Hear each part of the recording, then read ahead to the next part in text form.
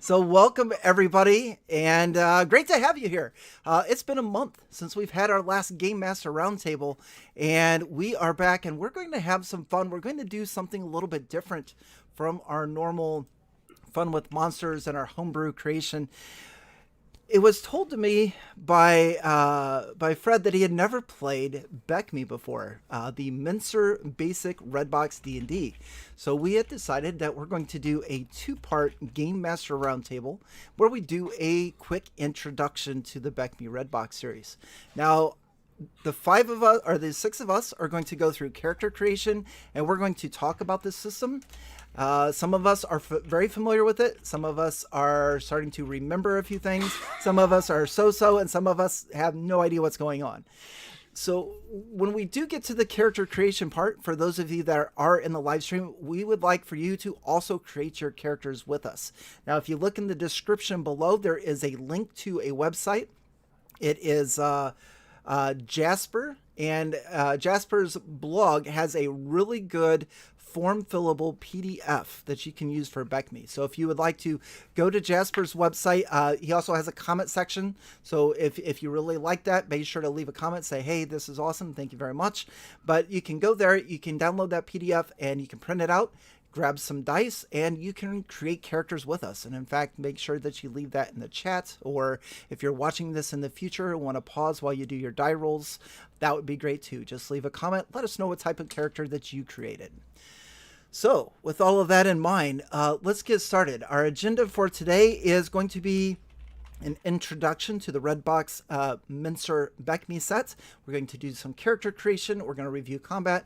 And if we do have some time, maybe we'll run a quick combat encounter. But before we get started, I do want to introduce everyone. And I'm going to let them introduce themselves, their channel, anything that you're working on, and also tell us a little bit about your experience with BECMI or Redbox D&D or just old school D&D. And let's start. Fred, you are first up as far as I'm looking. You are in the yellow square. Fred, take it away. Okay. So my name is Fred Wheeler. I run the How to RPG channel. I do everything to do with RPGs, which basically means only the stuff that I actually know anything about. Okay, if I don't really know about it, I can't do it. So don't ask me. Don't ask me to build BECMI characters on my channel, because I don't actually know how to do it. I'm trying to learn today.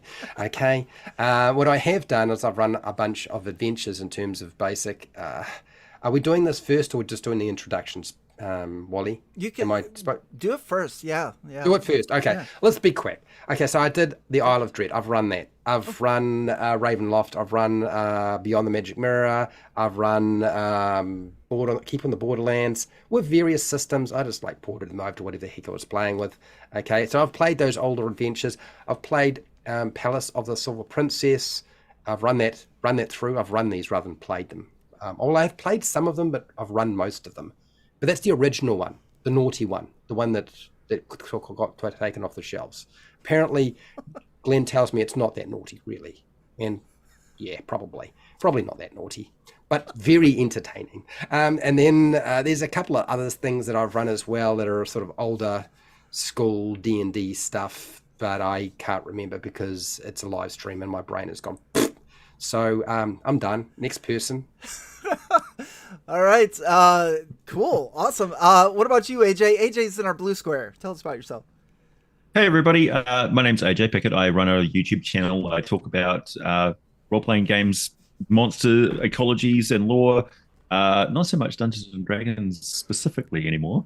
And I'm making adventures now. Also, I make D&D products. I've got a live Kickstarter coming up. It's my second Kickstarter for Silicon Gaming Mats. This is the second generation gaming mats. I've got one right here just to show you how simple these things are. Oh, that's awesome. Now in stone grey, parchment yellow, and the traditional creamy white. And that's going live probably later this month, start of next month. And yeah, you'll see. I'll announce it later today. My introduction to Dungeons and Dragons. Well, I started off with Choose Your Own Adventure books. That got me interested in fantasy. And I was in Woolworths in 1984 with my grandmother, and I saw the red box set sitting on the shelf, and I had to have it. And it was $11, big spend back then. And my grandmother picked it up and went, "It's a bit light." Like, it's not heavy enough to be this expensive. And I was like, please, please, please. And she bought it for me, and here we are. D&D is now my main job. Well, it is my only job. I don't think I could actually do anything else. Nor would you want to do anything else. Why would you? No, Why would why you? would you? Absolutely. In the orange square, we have Dennis, the okayest DM.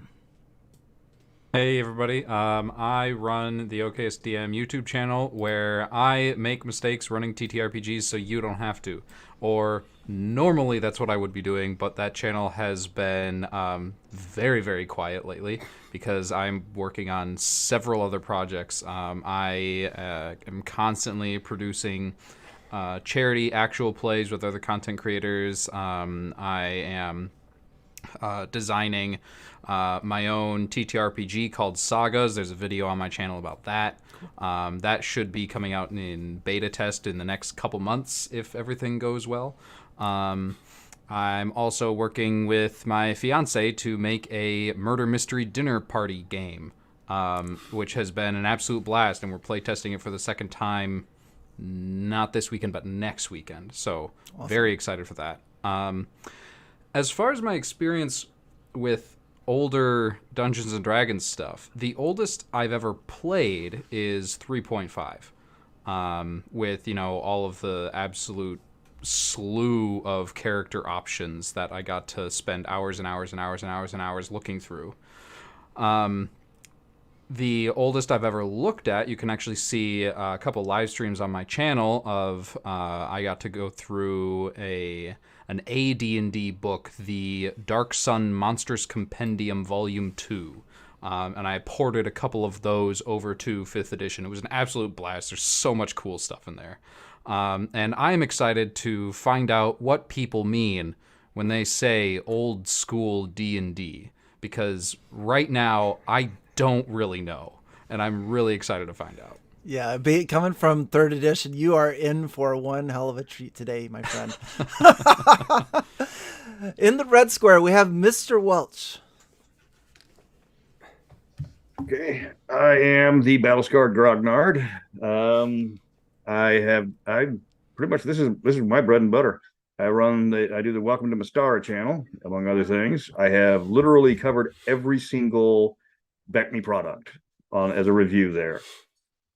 I got started in '83 playing 1st edition because I needed a thief, and then I switched to BECMI when I was walking through the mall at Corpus Christi, and KB Toys had everything on sale. Yeah, so I got into that one. I started getting the Gazetteer series, which led me to Mystara, which is the greatest D&D setting as determined by science. And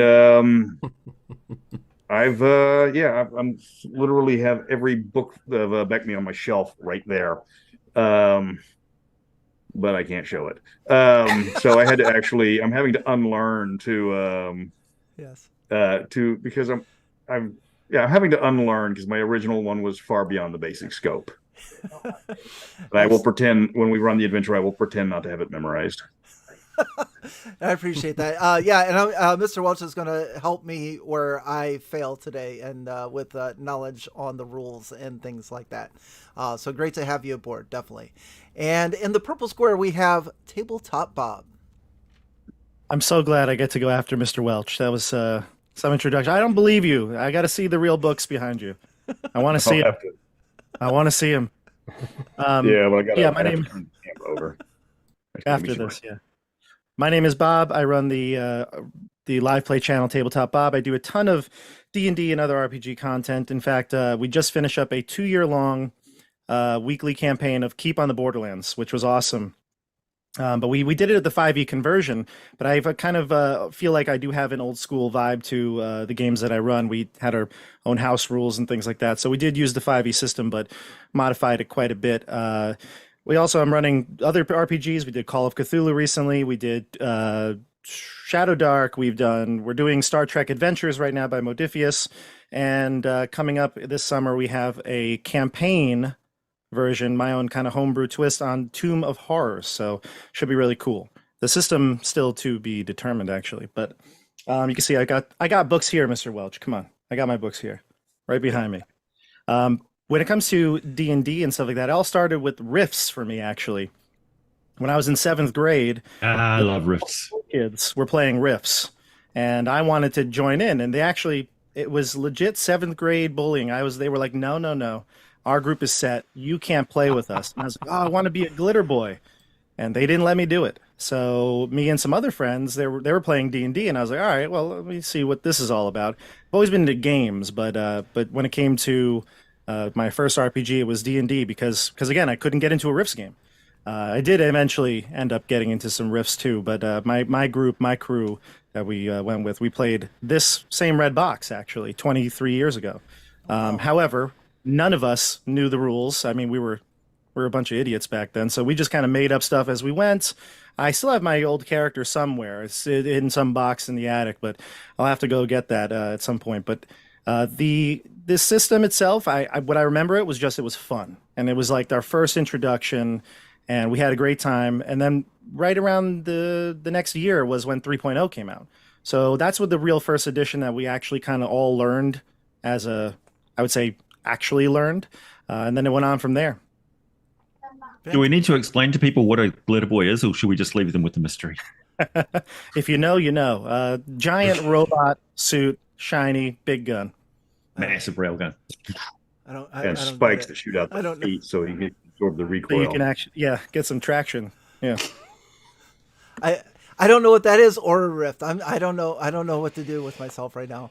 AJ's got a whole slew of Palladium book videos. So that was my first paid gig, man, and getting an article in the Rifter. Right on. Awesome. And for me, I am Wally DM. I have a YouTube channel that's focused on puzzles and traps. In fact, you're on it. I also wrote an Emmy-nominated best-selling book, The Journal of Puzzle Encounters. And I'm currently working on my second Journal of Puzzle Encounters, along with the Quintessential Guide to Monster Encounters, both hopefully out sometime this year. Yeah, that book right over there. As far as my history with old school Dungeons and Dragons, very much like AJ and Mr. Welch, I pulled the red box off of the counter and asked my dad to buy it for me. And I believe the red box I found in a bookstore, but every box afterwards, the BECMI part of BECMI, I pulled off of a shelf at KB Toys. So, Mr. Welch, you saying KB Toys brought back just a flood of memories. And I can remember just opening the box. I had actually played in a 20-minute adventure from that a friend in school ran for me, just me and him. And I fell in love with the game in that 20 minutes. And that was during our lunch break. The very next day, I went back. He had created me a character sheet, and he told me that he was moving away. So my very first introduction to D&D was 20 minutes. It was just me and him, no dice, just 2 character sheets. The next day, I found out he was moving away. And it wasn't until a year later when I found the red box. And immediately, I was not leaving the store without it. And I remember going home. I promised myself I wouldn't cry, Wally. So I'm sorry, man. And Jason Kinzer, if you are out there, thank you, buddy. I appreciate you getting me into Dungeons and Dragons. I haven't seen you since the 5th grade in the early 80s, but hey, man, hopefully you're out there somewhere. Jason Kinzer. Was he redhead, curly hair? No, blonde dude. I was like, holy smokes, man. That would be insane. I went to middle school with Jason Kinzer. Holy not in Utah, was it? Because it was in Utah where... No, it was in Houston. Okay. He wasn't moving to Houston, was he? For a minute, no, Arkansas, yeah. Okay. All right. Whew. For a minute there, I thought Maury Povich was going to join us. Let's introduce you back to your childhood friend. You haven't seen him in 30 years. He introduced you to Dungeons and Dragons. Let's bring on Jason Kinzer. No. Just weird that 2 people know somebody with the same name that. That is weird. Holy smokes, man. Wow. That's a unique name. That is. Yeah. Very unique. But I will have to say, opening that red box, bringing out the books, reading through the solo adventure in the beginning of the book. If you have never done that, the red box basic Mentzer D&D set is $4.99 PDF on Drive-Thru RPG. Do yourself a favor, go over there, pick up that at the very least, and just start reading it, because the solo adventure, I just can't put it into words. If you've ever heard of the magic user Bargle, you'll know where it's coming from. That adventure is well worth going into. And if you can ever pick up some old school dice and color them in with a white crayon, that's just icing on the cake.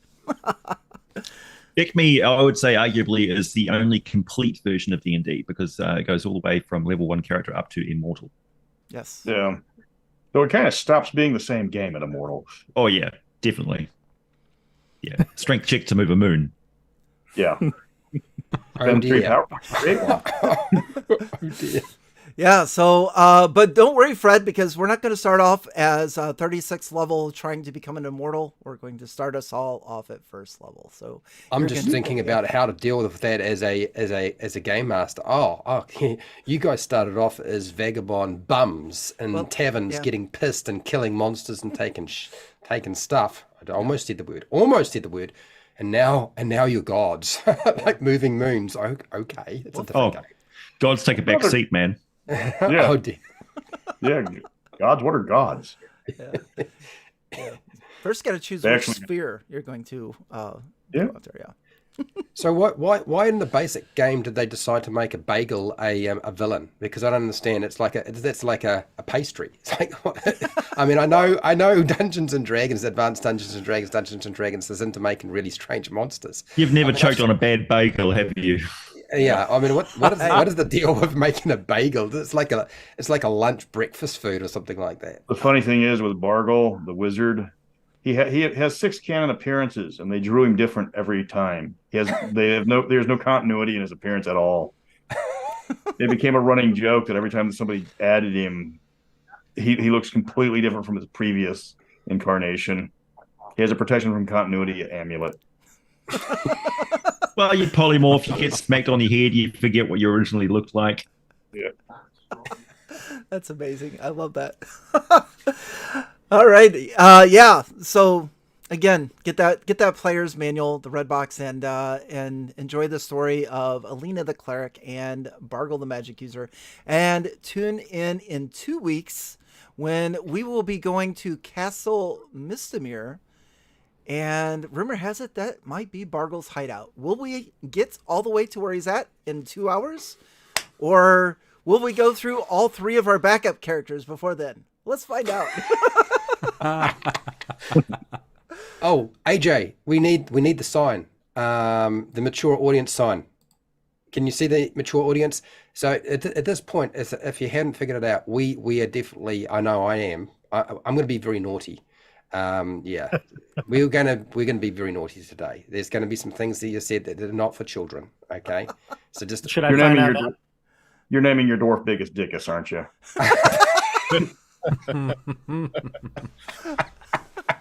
Oh no! Parental advisory warning: mature content to follow. Yes. Yeah, old Not school necessarily D&D. mature content. And that being said, you lucky bastards having game stores when you were growing up that had actual RPG products in them. Yeah. To be fair, I lived in a very small town in Utah, and the closest game store, the closest KB Toys, was 3 hours away. So it was a you rare poor weekend. baby. Okay, yeah, Well, I forget. we were lucky to have one container ship of stuff, random RPG stuff, I forget. arrive. Okay, So yeah, it's and it's then still we that had way to, today, isn't it? Yeah, if it was at New Zealand? KB Toys, it was on closeout. They just sent a bunch of books and get rid of them. Yeah. I bought all those books for $1.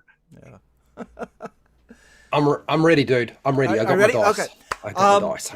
So I think the best way to do this is let's start with an explanation of ability scores, and then we'll go into the character classes. Now, with ability scores, it's a little bit different when you look at them because if you're familiar with 5th edition, they're organized a little bit differently. So we're going to start with our first change, and that is we're going to put them in order of strength, intelligence, wisdom, dexterity, constitution, and charisma. And for those of you that are on the stream, don't worry, I have that all laid out in the BECMI live stream spreadsheet. So when we do get to character creation, when you start rolling your dice, everyone will be able to see the results that you input into the spreadsheet in real time. So that'll be fun. And they're all there in order for you when we roll. Now, with strength, that is going to affect your attacks. You're going to get very similar to a lot of, yep, there you go. You've got your You've got your character sheet there. With strength, it's going to affect your attacks and your damage, very similar to a lot of today's game.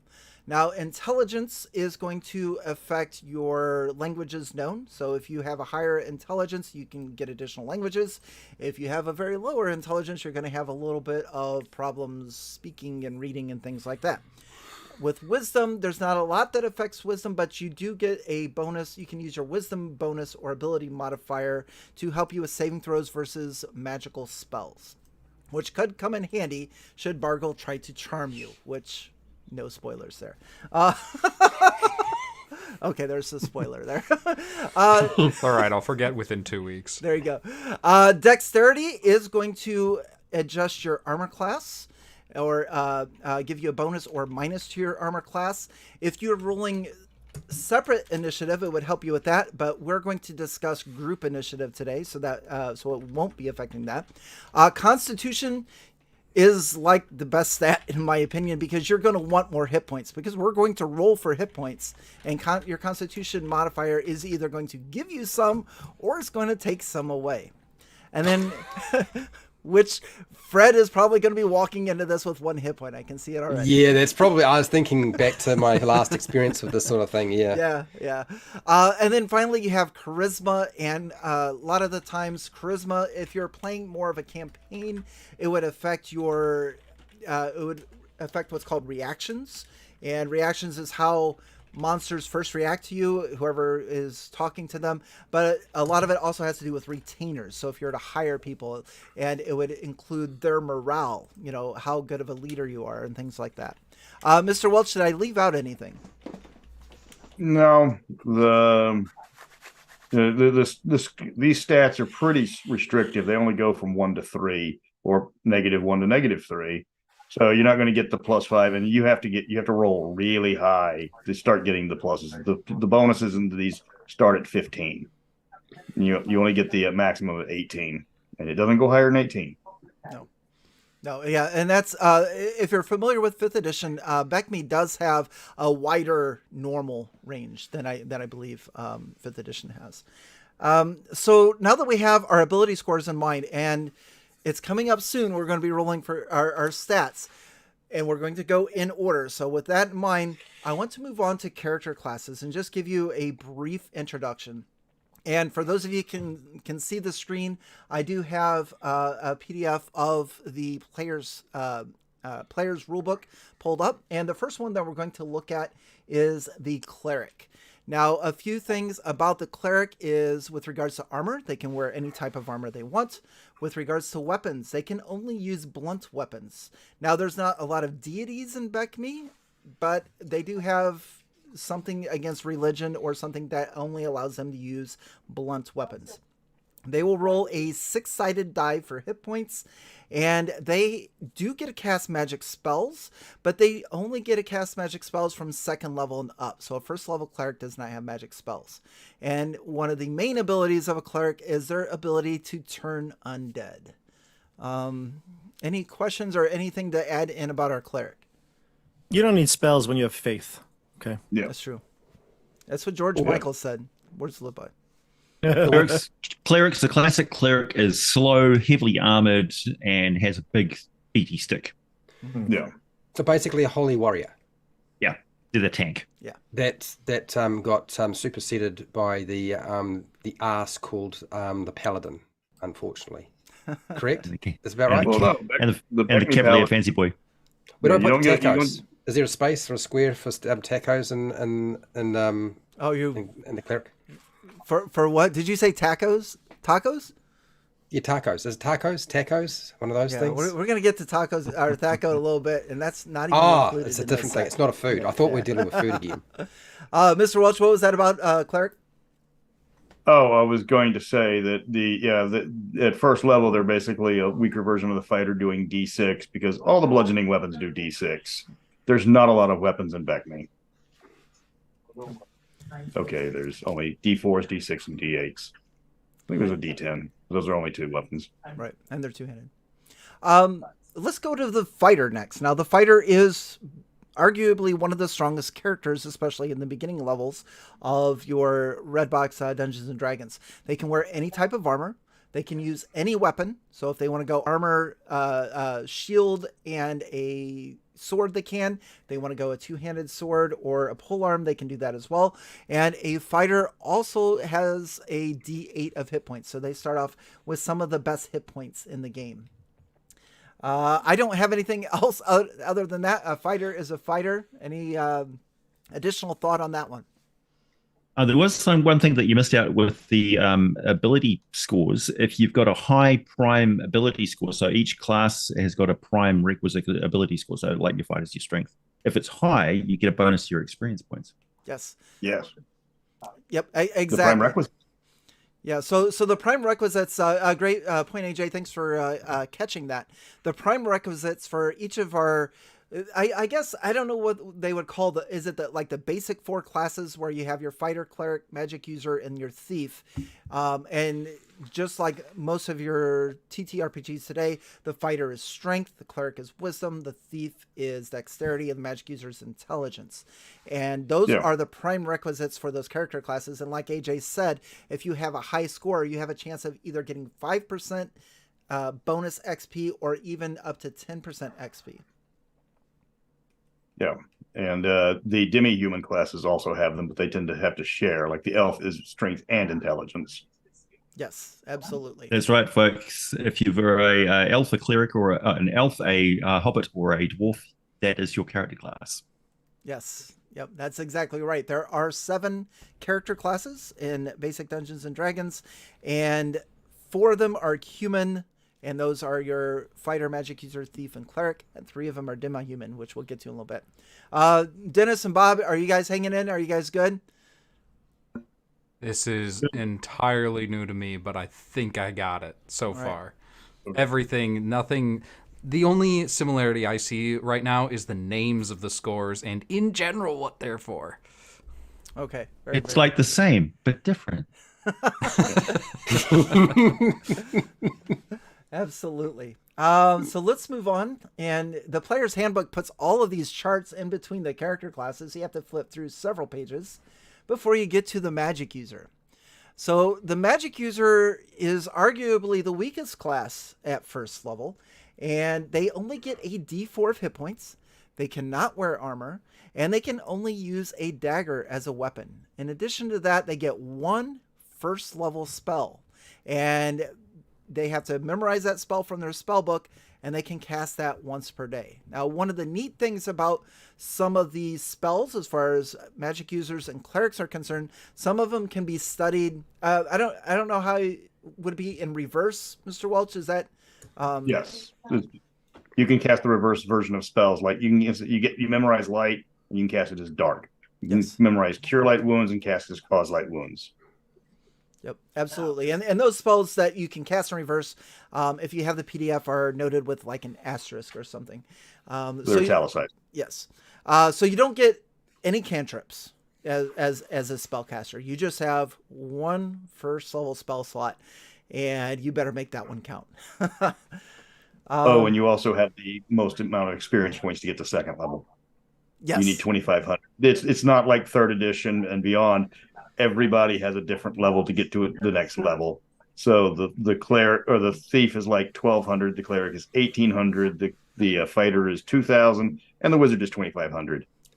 That's bonkers. I'm sorry. Yeah, That's insane they to me. hated wizards. They hated wizards. It was just like so hard. As you should. All wizards should be shot, and I love playing wizards. Fred, we have fiery Fred tonight. Okay, yeah, I have been very naughty before I came to this live stream, and so I'm carrying on that energy. If you hadn't figured it out, It's all right, man. Bring the energy. We got it. do not take me too seriously. Anything that comes out of my mouth is probably just designed to rackle you or make you laugh. And if it's not making you laugh, it may upset you. Yeah. Just don't flag Wally's channel and try to cancel him. Yeah, anybody that knows me knows I laugh all the time.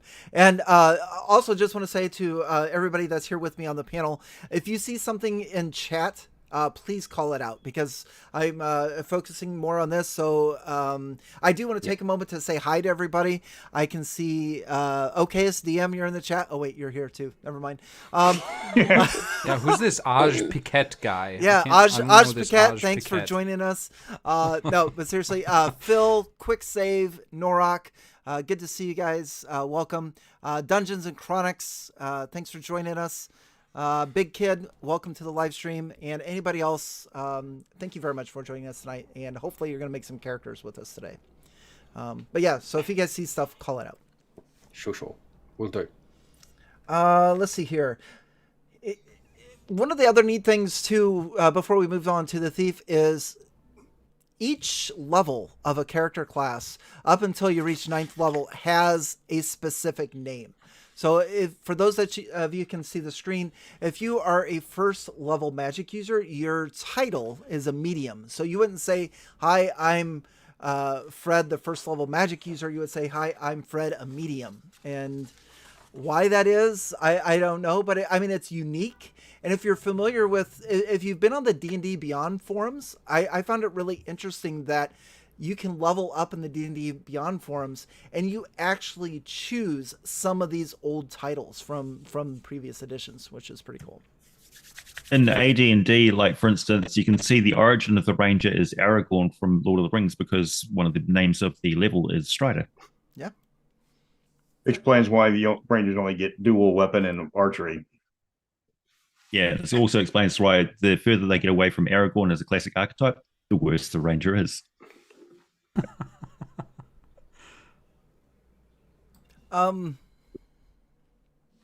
So I do.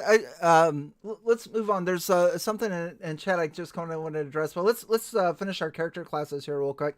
I'm going to scroll through the magic spells. So if any of you do choose a magic user tonight, I will. I think I've already shared a couple of screenshots of my book as far as the spells go, so we can work on those at a little bit of a later time. So that's going to bring us up to our fourth and final human class, which is the thief. Now, the thief can only wear leather armor and cannot use a shield. However, they can use any type of missile weapon. And when I say missile weapon, that is your bows and slings and crossbows. They cannot use two-handed weapons. They're prohibited by the Thieves Guild, I guess. And throwing daggers and things like that. Yes, and throwing daggers and things like that. They also have a D4 of hit dice, so they aren't the best as far as hit points are concerned. But they do have some really cool special abilities. Now, a lot of these you would probably notice is something that on a 5th edition character sheet that everybody would have, but these are specific to the thief, which are abilities like move silently and hide in shadows and pick pockets and climb walls and things of that nature. And you actually get a thief special ability table. Now, if any of you do choose to play a thief, it's really strange to me that in the red box, it was written that the dungeon master would roll for your percentage. So if you can see here on the thieves special ability table, they have for hide in shadows, at first level, you have a 10% chance. So the dungeon master would roll a percentile die, and if they rolled a 10 or lower, then you hide in the shadows with no problem. But if they rolled an 11 or higher, then you're going to be seen. So a very low chance of that. So in this game, if any of you decide to play a thief, we can discuss if you want to roll that, or if you want me to roll it, or so have you. And since it's on percentiles, you only have a 10% chance. So you don't actually get useful till about right around level 10. Yeah. But since you only need 1,200 to level up, you don't know that. There you go. Yeah, your character doesn't know whether they've been spotted, and maybe the enemies are making out like they haven't seen them. So that's the reason why the DM can roll, so you don't metagame. And it's not an issue, because when they do get spotted, they're going to die instantly from the fact they've been spotted, because they've got so few hit points, right? So they're never going to know, you know. Yeah. Am I correct? They level up quickly, don't they level up quickly? Yes. Is that the benefit? Yes, they level up the fastest up until a certain level, at which point clerics start leveling up faster than they do. Mm-hmm. Oh, really? Okay. Yeah. What? Welcome to old school D&D. Oh yeah, in old school D&D, you can have characters in the same party that are all at different levels Yeah. from each other. And in fact, a lot of times, if your character died, and if you're all 7th level, your character died, you came back to the table with a 1st level character. First level. Can Yeah, I just that I stop? have- Hello, my name is Nodwick. I'm the professional sack carrier. I'd like to point out that I had to deal with that when I was playing 3.5, not basic D&D, so I can assure you that that was painful back then as well. Mm-hmm. Yeah. Never play a thief or rogue or a fighter or anybody in the front line if you're coming back at level 1 and everybody else is level 7. It doesn't work. Or I'm a wizard. I can make magic items now. Yeah, but it's going to cost you experience points. Okay, keep going, dude. Otherwise, Okay, we're never going to get started. Yeah. Now the thieves also have an ability called backstabbing, and this is pretty much the beginning of like your sneak attacks in more of your 5th edition. I won't go through too much of it, but if you are able to hide and sneak up on like an ogre, you get like a bonus to your hit roll, and you can stab them and do twice your normal damage. Mr. Welch, how do you feel about telling us about the Demi-humans? The Demi-human races? Yeah, so let's Okay, start so with you dwarf.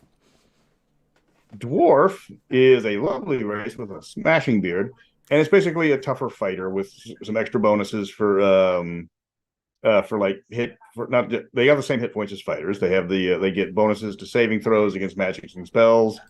They have they're slightly tougher fighters.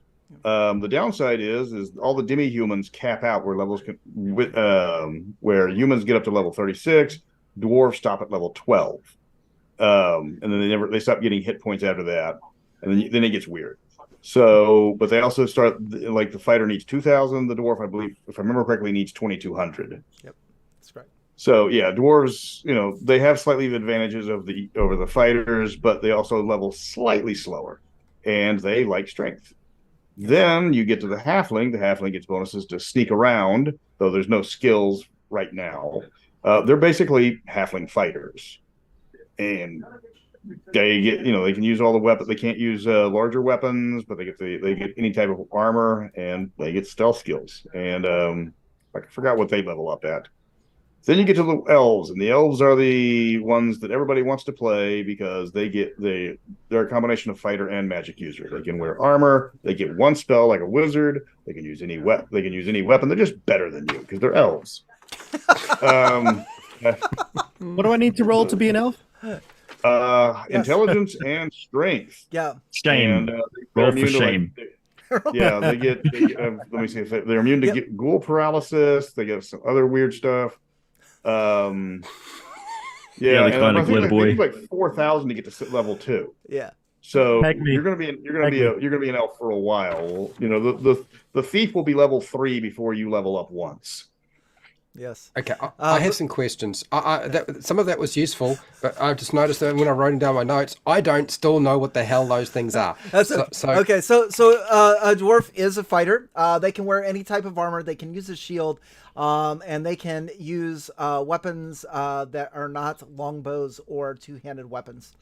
They have what's called infravision, and infravision is they see in things that are warm, they're going to see in red, things that are cooler, they're going to see in shades of blue, but they'll even still see like a table will give off just a little bit of a hint, and same with like your undead. So you could, having infravision as a dwarf, you'd still be able to make out like the outline of some undead or things along those lines. Predator vision. Mm-hmm. Yeah, But exactly. you might not be able to choose those demi-human character classes because you need to roll the minimum required attributes to be them. Yes, to be a dwarf, you have to have a minimum constitution of 9.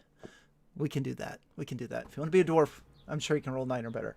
And then the final thing about a dwarf is they also are experts in mining, so they have a slightly better chance of detecting like traps and sliding walls and things like that. Now, as Mr. Welch said, the elf is, we're playing a one-shot, so if you could all be elves, that's what do you call it? Maximizing your character right there, for sure. They get that first level. Gets hard. Yep, they get that first level spell. They can fight. They get a D6 of hit points, so they're a little bit have a chance of rolling a little bit lower than a fighter. They also have infravision. They can see in the dark. They have a better chance of detecting secret doors.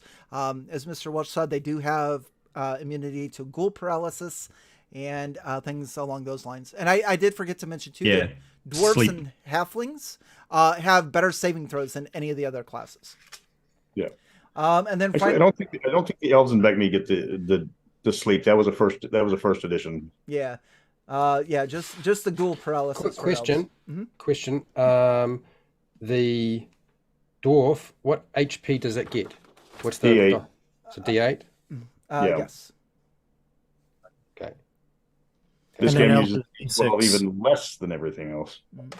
To be an elf, you have to have a minimum intelligence score of 9.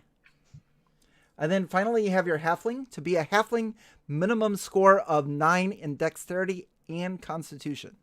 The halflings can only use, as Mr. Welch said there, you can only use like the smaller armor and weapons, which is not that big of a deal.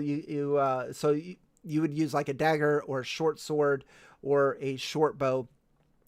You would also get a you could get a bonus to your missile weapons as a halfling.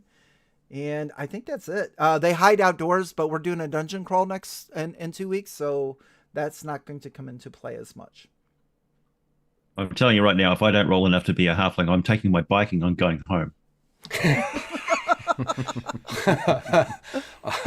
Oh, nice. Yes. Very nice. Very good. Cool. So any questions or thoughts before we dive into character creations? Did I miss anything? Okay, Bob, what you got? Well, I was just thinking, obviously my first character was, I was given the halfling when I played back in the day. I was just, my friends were like, here's your character sheet. And I was like, okay, great. Are we trying to have a variety? Do you want us to have a variety? Like, It's not going to or help. is there? It's not going to help because Doesn't we're rolling down the line, so we will have to look at our numbers and decide what is going to work. You will get what the dice gods give you. Yes. For the full feeling of old school D&D, you must go, do you like the shiny? You're not getting the shiny. No. Yes. So my expectations as far as our one-shot adventure goes is first is for you to play whatever your ability scores say that you can play, whatever you want to try as far as BECMI goes.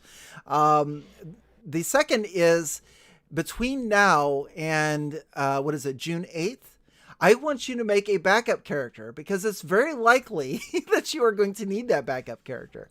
Now, we can discuss this afterwards, but what I think would be a lot of fun is if we create our character today, and this is who we start our game with as a first level character, but your backup character would be second level, and maybe your triple backup character is third level, and then I want to see who can survive the longest with their first character. Because if you go deeper into the dungeon, the monsters get tougher. And I'm afraid that if we do backup characters that are also first level, that it's going to be like respawning in a fire pit. If you're playing a video game and you respawn and you're just going to die again immediately. It's the same character sheet. It's just son of, cousin of. Yes, exactly. I was actually joking because I was about to say I was going to just go, whatever my character was, and this is, the third, the second, the fourth. Yeah. But of course, we don't need to do that, right? Because I think what you're suggesting is that if we make 4 different characters at different levels, then we can still, if we need to only have a first level character, then we can have Bob the first, Bob the second, Bob the third, Bob Perfect. Sorry, Bob, I was not picking your name specifically for that. Robert, Bob, Bob, Bobbo, Bobbo, Sob, Robbie. Yeah, something like that. Yeah, okay. So I think that's what we'll do is the characters that we create tonight is who we want to start with. And I want to challenge the 5 of you to see how long that character can last. And then when that character dies, then you'll bring in your second level character, and Lord help us if that character dies, we'll bring in your third level character. But we are going to keep everything within a 2-hour time frame on June 8th. So I just kind of want to see how far we go. And what I have done is no cheaters for you guys, but I have downloaded the Kill Bargle from the Dragon Magazine 150, I believe, from the mid 2000s. Yes. So I have the last dungeon the last one. So that is what I have downloaded to fill dungeon levels 2 and 3. So dungeon level 1 is actually in the Redbox D&D, and then it says, hey, invent your own dungeon on levels 2 and 3. But someone came along and did a Kill Bargle thing in Dungeon Magazine, and I'll be using that going forward. So spoiler, he doesn't die. Yes. I have a question. Does combat last about 1/5 of a round before somebody is dead? No, because at first level everybody sucks, so everybody's gonna be missing, monsters included. Yes. Oh no! Combat moves pretty quick. So, I do have to point out in chat, Mr. Mackey says that Bob is a holy name. That's awesome. Just to let you know, Bob. Some great comments in chat. Thank you, everybody, for participating. Grab your dice. We're going to grab ours. Let's move to build our characters. So the 5 of you should have a 6-sided die at your disposal, and hopefully you have access to the BECMI spreadsheet that I created, because that's what everybody is looking at that is watching this live stream.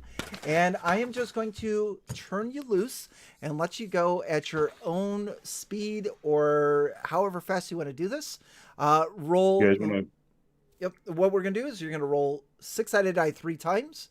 You're going to add that up, and you're going to fill that in order of the spreadsheet: strength, intelligence, wisdom, dexterity, constitution, charisma.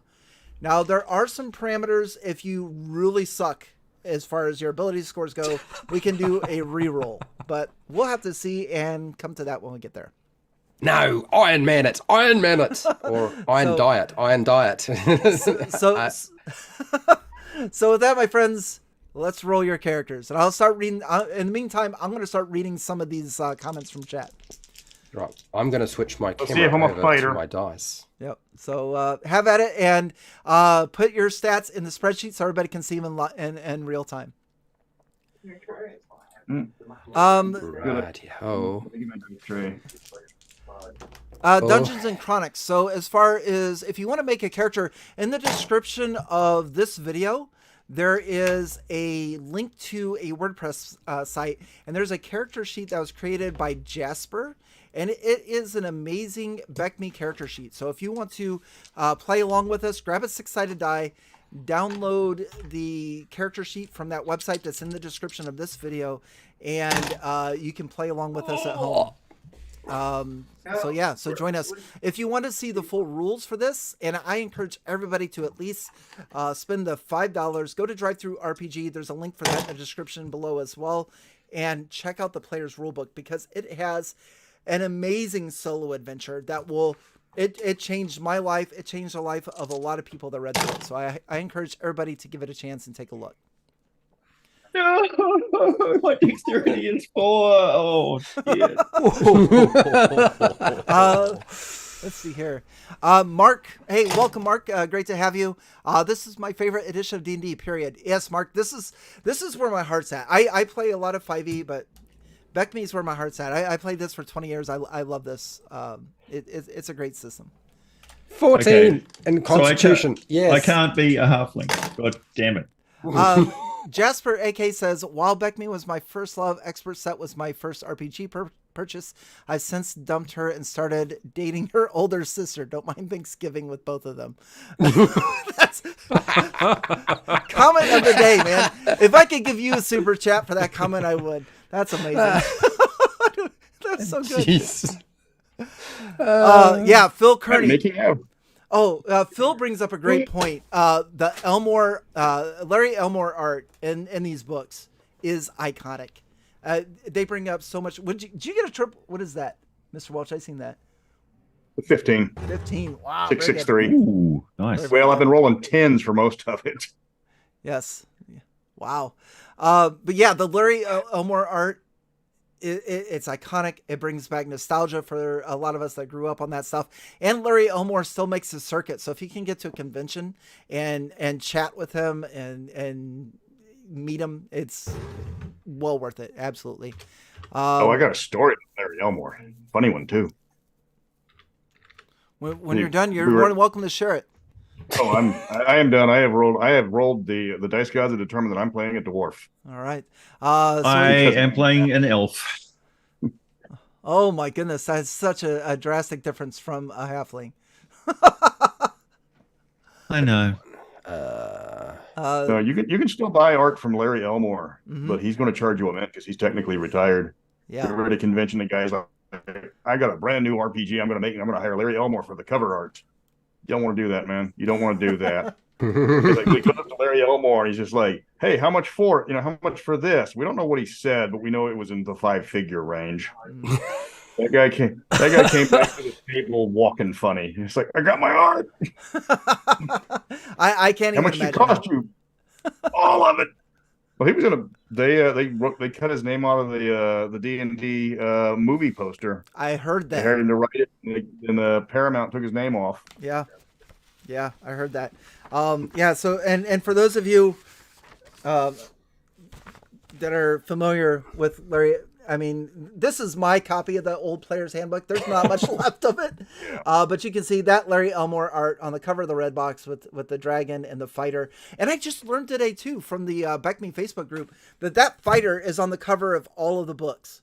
It's the same fighter. Yeah. I never knew that before. All the way up Did you to ever the watch books. Eye of the Beholder? I did not. There's I have a I question. don't know if it's still on Netflix, but if you it's not on Netflix, is it? Wait, Fred? I have a question. Yes. I've rolled my numbers. Okay. Did you put on And I my numbers aren't very good because apparently rolling above a 10 is very difficult Okay. for me. So the biggest number I have is a 12 in wisdom and a 14 in constitution, which seems like a good thing. But I'm assuming that I'm playing a cleric because I can't think of anything else to do with this. All the other numbers are pretty low. What would be? How low? Well, strength is 9. Intelligence came out as a 7. The wisdom is a 12. Dex is 11. Constitution 14, and the charisma is 7. I think about half of them are. Yeah. So Yeah, you're not going to get many penalties. Yeah. no, okay. Oh, that's Yeah. nice. Okay. Yeah, those Yeah, are the- actually really high. Are they? Yeah, Okay. you've got a lot of average rolls. Okay. All right. Okay. I'm just I just think get I think I grips rolled the with this. highest of 15. But it's a cleric. Cleric is like a one spell wonder, isn't it? And Not even a one spell. You don't get a spell till second. oh, that's right. No, not to the second level. It's just turn You have to undead. prove yourself to be But you can immortal. turn No undead. magic for you. I can turn undead. So You can turn undead. if there's Let's hope no there's undead in this game, Sure. Well, Fred, I'll be happy to let you know that I will be using the Wandering Monsters rule. So I will maybe create my own chart to make sure there's at least one undead if there's not. It's magic sword. so is it called a cleric One of or a these. priest? Is Level it, 1? it's cleric. Hmm? Yep. All right. Cleric. Okay. Alignment.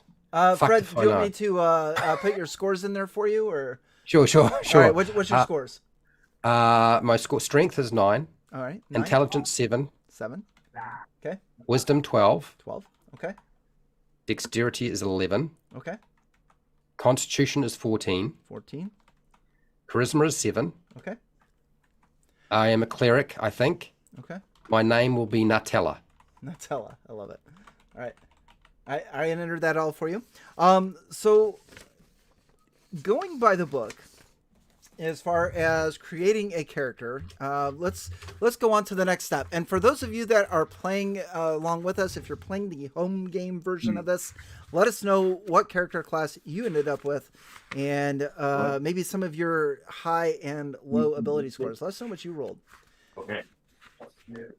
Let's see here. So I don't know step what I 2 should pick here, Wally. I'm kind of perplexed. I got a 7 in strength, 5 in intelligence. Then I did decent, 12, 12, 12 for wisdom, dex, con, and 13 for charisma. Okay. Yeah, you're in quite the jam there, my friend. I don't know what this even fits.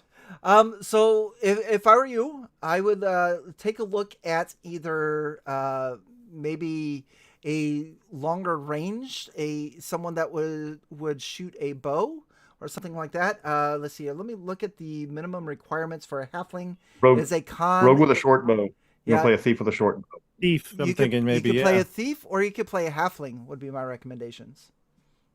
Also with a short bow. Yep.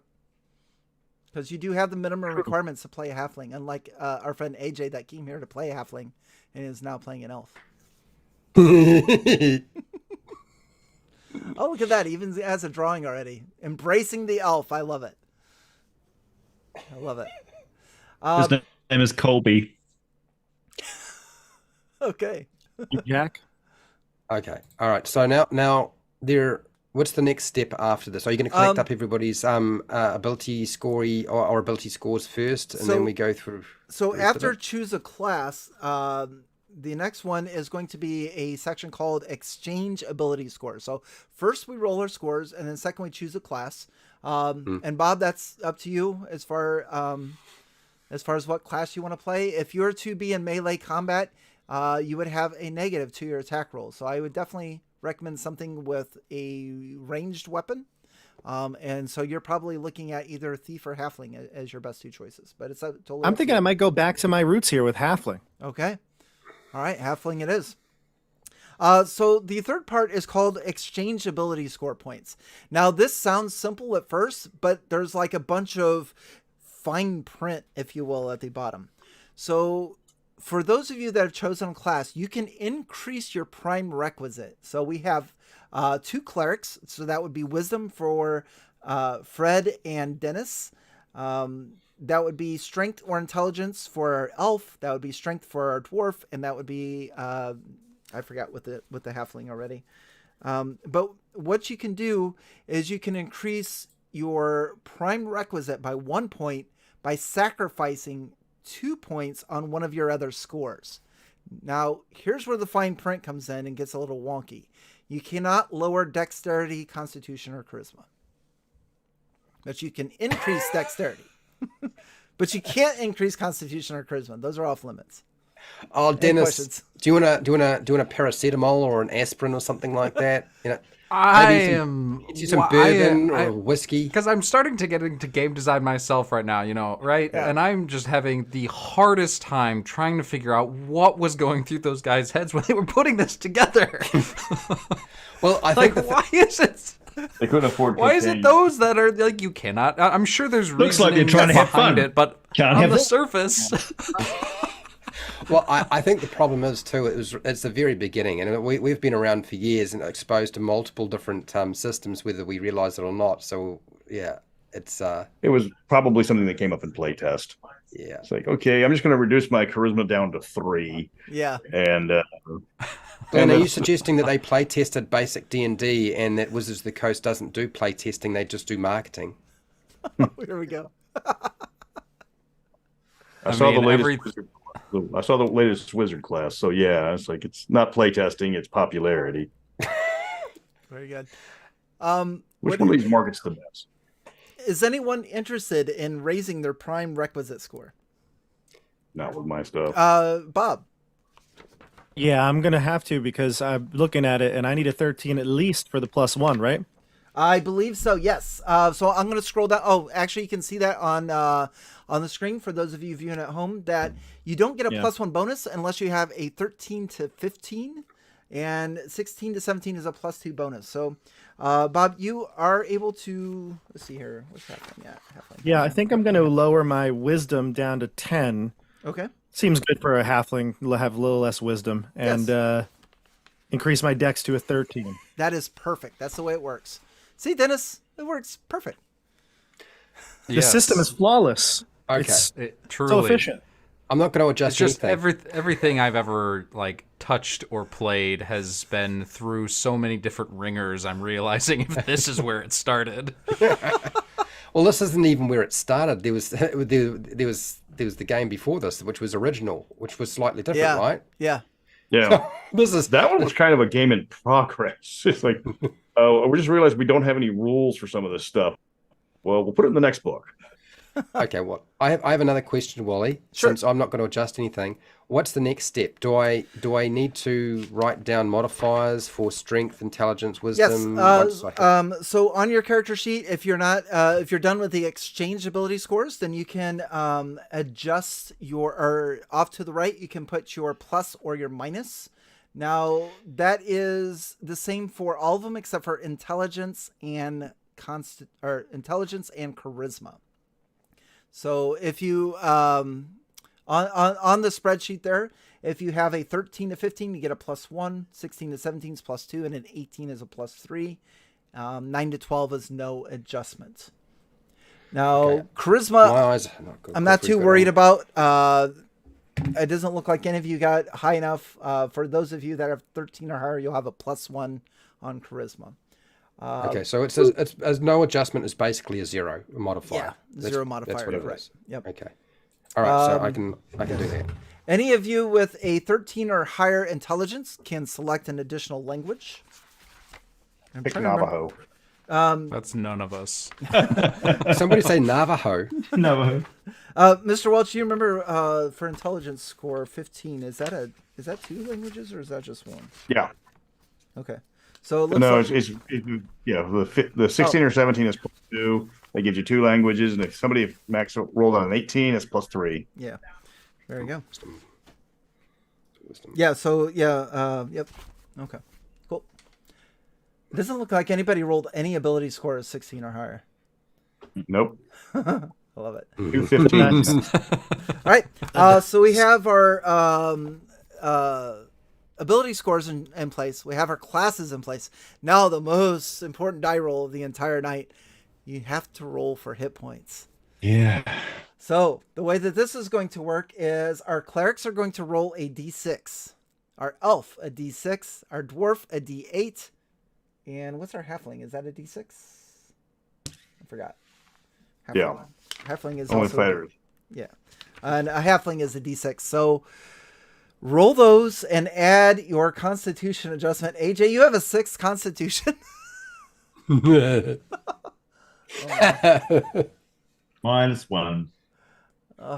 And then put your hit points in there. Okay. Okay, this is. You guys. I'm actually scared now. I mean, I feel like I don't know about you, but I feel like the tension of playing the game is actually started before I've actually played the game. I mean, there's actually fear now. Like, you know. Thank God. 5. What you got? What you got there, Bob?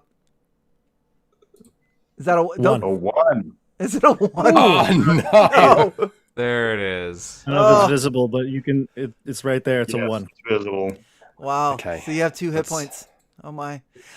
So I do want to give a shout out to another fellow YouTuber that's not here tonight. And then, what did you roll?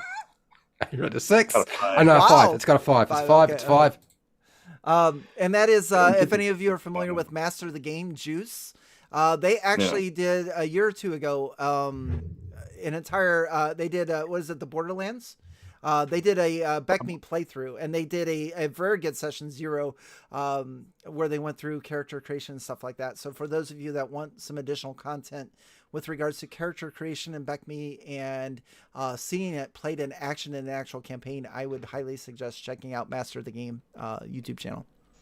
I have a question. So it's your hit points at level, your hit dice at level 1 that you roll, and then you add your Constitution modifier at level 1. That is correct. Yes. So you would have a +1 to that. So that would be 6 in total, which is wonderful. But if I level up, is it roll the dice again and add Constitution Yes. modifier, or is it just the dice roll? No, you add your Constitution modifier up to level 9, and then you gain just a set base amount of hit points after that, based on your level or your class rather. Okay. And it's like 1 or 2. They're really stingy on hit points. Yes. Okay. All right. So it actually stops the formula of the hit dice roll and the Constitution modifier stops at a certain point. Yes. Right. Okay. Once you hit name level, which is level 9, which Okay. is something they need to bring back, but they won't. I don't think I have to worry about level 9.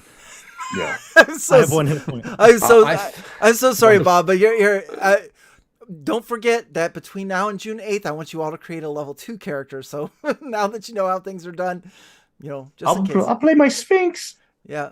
But you're gonna be a ranged person. I'm hoping maybe a bow and stuff. We'll see. I'm going to be in the Don't back. worry, we won't let anyone breathe on you. I need to know what a very weak food is. I need to know what a very fragile food. What happens if we all wind up hiding behind each other? Then there's those, like everybody's running to the back. Well, Oh, That's- how convenient. The whole dungeon is a single file hallway. That's where we're going to have a marching order. I'm in the front. So I know where people are at. So hit points, Fred, you ended up with 6. Is that correct? Yes, I got 6 hit points. Yes. And then Mr. Welch, you can enter your hit points when you're ready. I did. I rolled a 7 plus 1. Okay. So you're I've already. you're at 8 then. For some reason yours didn't show up there. Okay, so the next thing we're going to do is we're going to roll for money. So I need each of you to roll a 3d6. So 6-sided die 3 times and multiply it by 10. And that's going to be your starting gold. 3d6 times 10. Okay.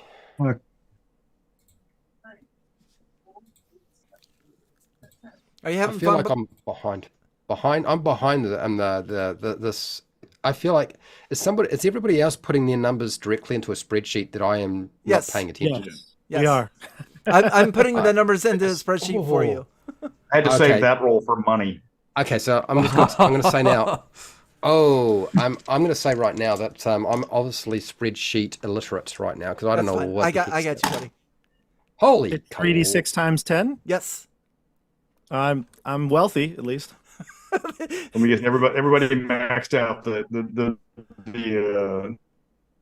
Everybody's rolling great for money, but it not I stats. rolled great for money. 16 for money. Oh wow, that's good.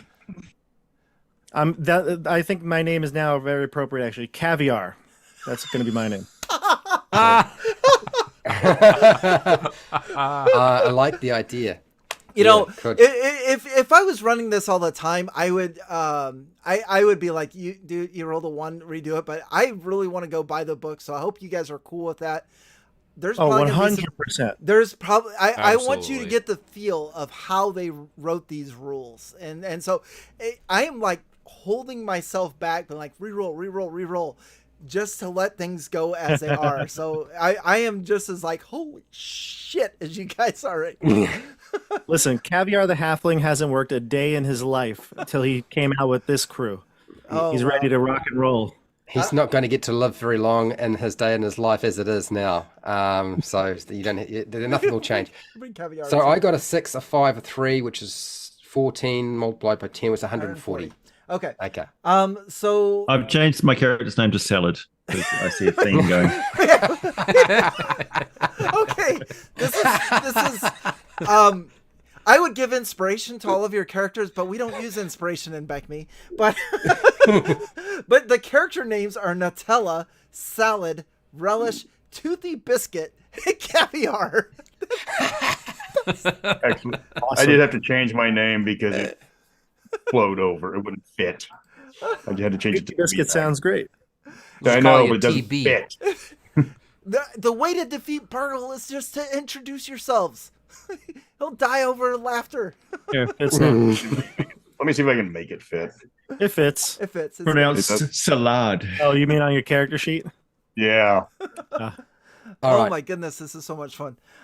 Can I just say that there's a section on this character sheet that's starting to scare me, and it says saving throws. It's got poison, death ray, Yes.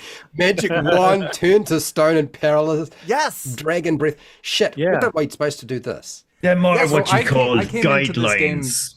I came in knowing one thing, and that is there is an actual thing that is like very common called save or die. It's not save or suck. It is not save for half. It is not save or no Yes. damage. It's save or die. Yes. And again, since this is going to be a one shot, I'm going to run this by the book. If your character drops to 0 hit points or takes 1 point of damage in Bob's case, your character's going to die. So what do I do with those? Is that the next thing we're supposed to do? Or So I do want you to, speaking of saving throws, I did pull them up on the screen. So I want you to go ahead and fill those in to your character sheets. Clerics, down the line, you've got Death Ray or Poison 11, 12, 14, 16, 15. You guys can see those on there. I'll let you fill them in yourselves. But I do want to point out that saving throws are in basic and AD&D. are some of my favoritely named saving throws compared to like will saves and reflex saves of 3rd edition and just strength and dexterity saves of 5th edition. In basic, you had as a dungeon master, you can say make a I need you to make a will save, but when you say I need you to make a saving throw versus turn to stone, it's just like, oh shit. It just it just yeah. I'm confused. I'm worried a lot, and I don't mind because I can cope with characters dying. I have harder skin than that. Okay, but how the heck do you get the numbers if I'm playing a cleric? How did you get the saving throw numbers for the cleric for these different things? So I can see that you've listed them on the spreadsheet. Yes, but where is that? Where is that information? It is actually just right from the book.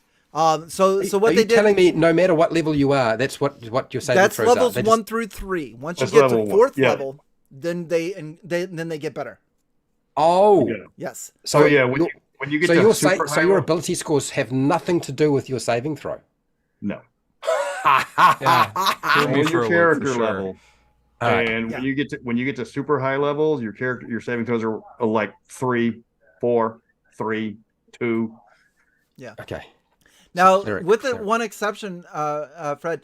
Now, when you write down your rod staves or spells, if you have to make a saving throw against spells, like if someone casts a charm person or a sleep on you, well, I don't think sleep you get a saving throw, but like a charm person, you have to make that saving throw versus spells. You do get to add your wisdom modifier to that. So wisdom modifier affects magic spells, and that's the only ability score. So that's the rod, staves, and spells. Is that what you're saying? Mm-hmm. But so you only have a 12, plus... so never mind. To wisdom, yeah. So it's going to be okay. So it's plus wisdom modifier. Okay, I see. Yeah. Which is, it doesn't say that in the rule book. I'm actually looking at the rule book now, trying to like. Yeah, I've got the rule book too. I'm following it here. And okay, all right. So since I'm also a cleric, I do have a +1 for wisdom. So my spells are magic staff, rods, saves. Magic spells, which is a little wonky. Chances are you're not going to ever run into rods or staves as far as that goes, but magic spells you will. So if I have a magic user in there and tell you make a saving throw versus spells, then you would get to use your wisdom modifier, positive or negative. So, but write them in our as saving throws. Glenn mentioned that higher level people have saving throws of like 2 and 3. Does that mean saving throws having high saving throws is bad? Yes, you're trying to roll over, equal or over. Got it. I was like, I'm gonna dodge dragon's breath. Yeah. You've got to be kidding. So having high ability scores is good, but high saving throws is bad. Correct. Yep. Yes. That was the one. Right. That was the thing you changed in 3rd edition, was they made everybody roll in the same direction. Yes. Because when you start adding skills to the game, then you want to roll low. Yeah. And when you want in your armor class, you're going to want that to be low. So they have to roll high to hit your low armor class. This is an introduction. It's Yes, yeah, no, I get it. I just want to know where the numbers are, because somebody on my channel is going to say, Fred, since you did it on your YouTube channel, Wally DM, you build a character, you should be able to show us how to do it. I'm like, oh yeah, right. I'll be tuning in for that. But yes, so what Basic D&D did was the red box is only levels 1 through 3. And in levels 1 through 3, and we're going to get to our hit charts in a little bit, but your 2 hit an armor class or a monster and your saving throws don't change through the red box. They don't change until you get to the blue box.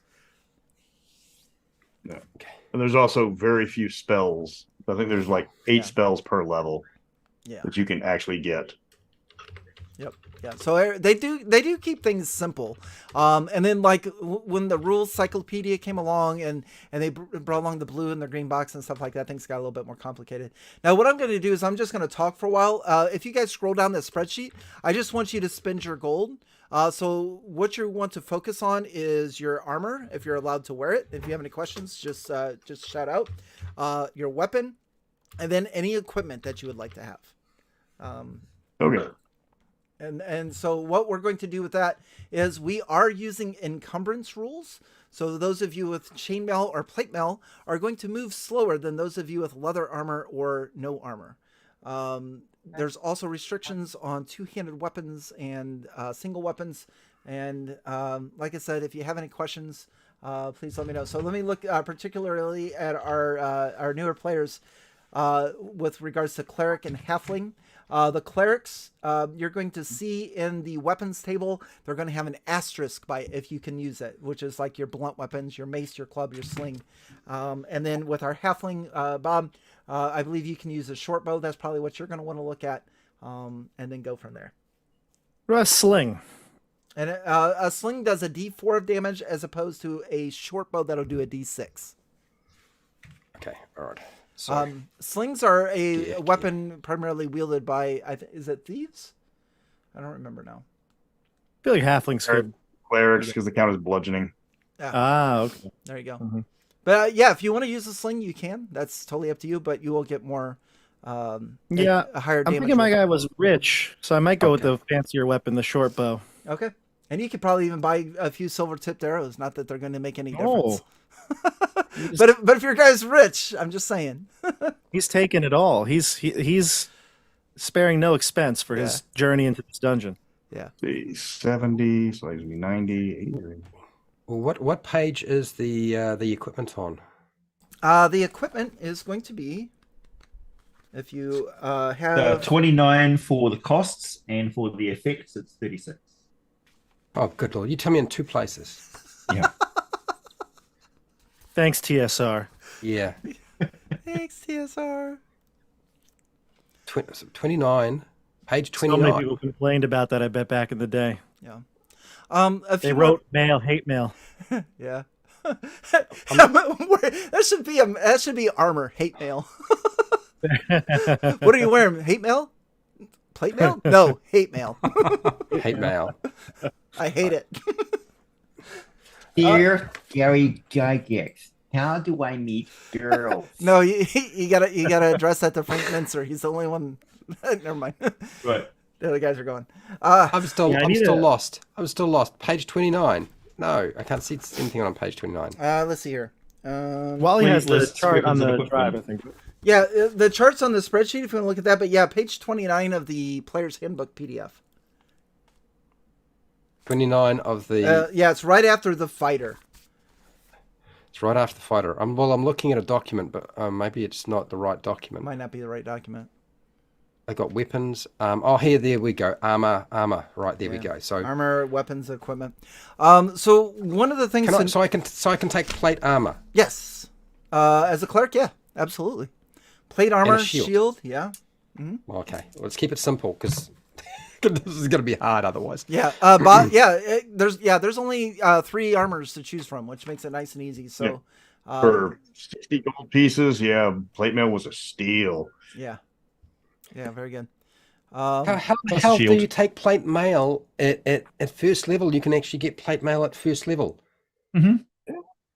But you can't do that in 5e. It's impossible because you never get enough money. You usually have more than 1 hit point too. Well, that's true.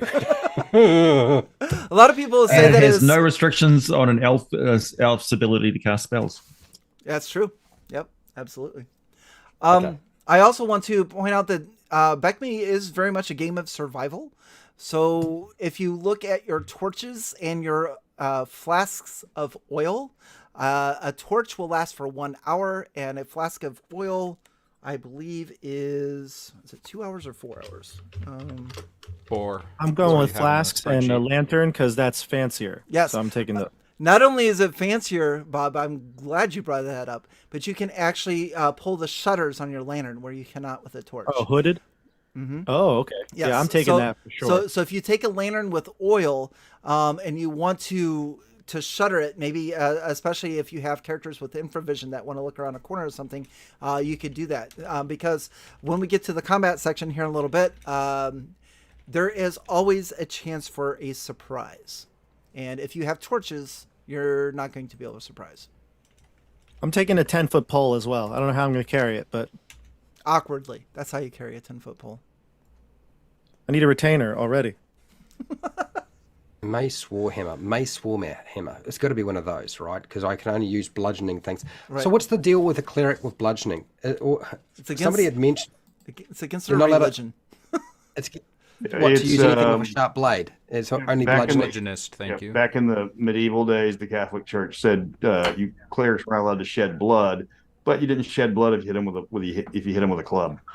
Really? So, I've yeah. always found that it was the case when I hit somebody with something hard and blunt. They You still gotta bleed. people with blunt objects. yeah, I did actually. Martial arts, you get to smack Oh. people with stuff. Yeah, accidentally, usually in training. Well, but, spitting blood is different. right. Okay. I do want to say, Bob, that you Wolfsbane have some do? fans, by the way. Wolfsbane, don't worry about that. That's for lycanthropes. I don't think there's any Gotcha. lycanthropes. You can buy it if you want. I have some. Not to I have some metagame for you, fans. but- I got my ceiling fan right here. Yeah, you also have Jason Farrell's out there.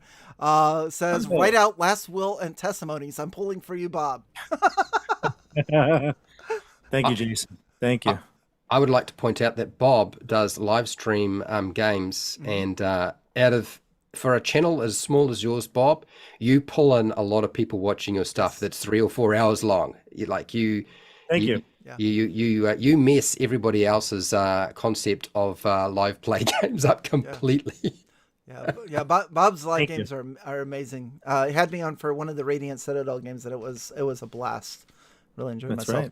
right. So speaking of which, a little bit off subject, Dennis and Bob, I hopefully am releasing our one shot that we did to highlight the quintessential monster encounters. Hopefully that's going to come out Sunday. Oh yeah, I remember that. I'm That was gonna a drop it. blast.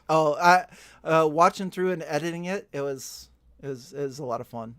We had a lot of That's laughs. awesome. So Yeah. I'm gonna drop we it go. all at once. I'm gonna Netflix that bitch. It's just gonna go boom. It's all gonna be every episode. One gold piece left. So which page is the information on what the weapons do? It's next to the weapons. Actually, Just Nick? not in the book. It's not. That is on a different page. Yeah, well, that's what I was noticing. I was looking at page 29, and then I was scrolling through, and I got Yeah. the price of the stuff, but I don't know what they do. Well, what weapon is it? I'll tell you.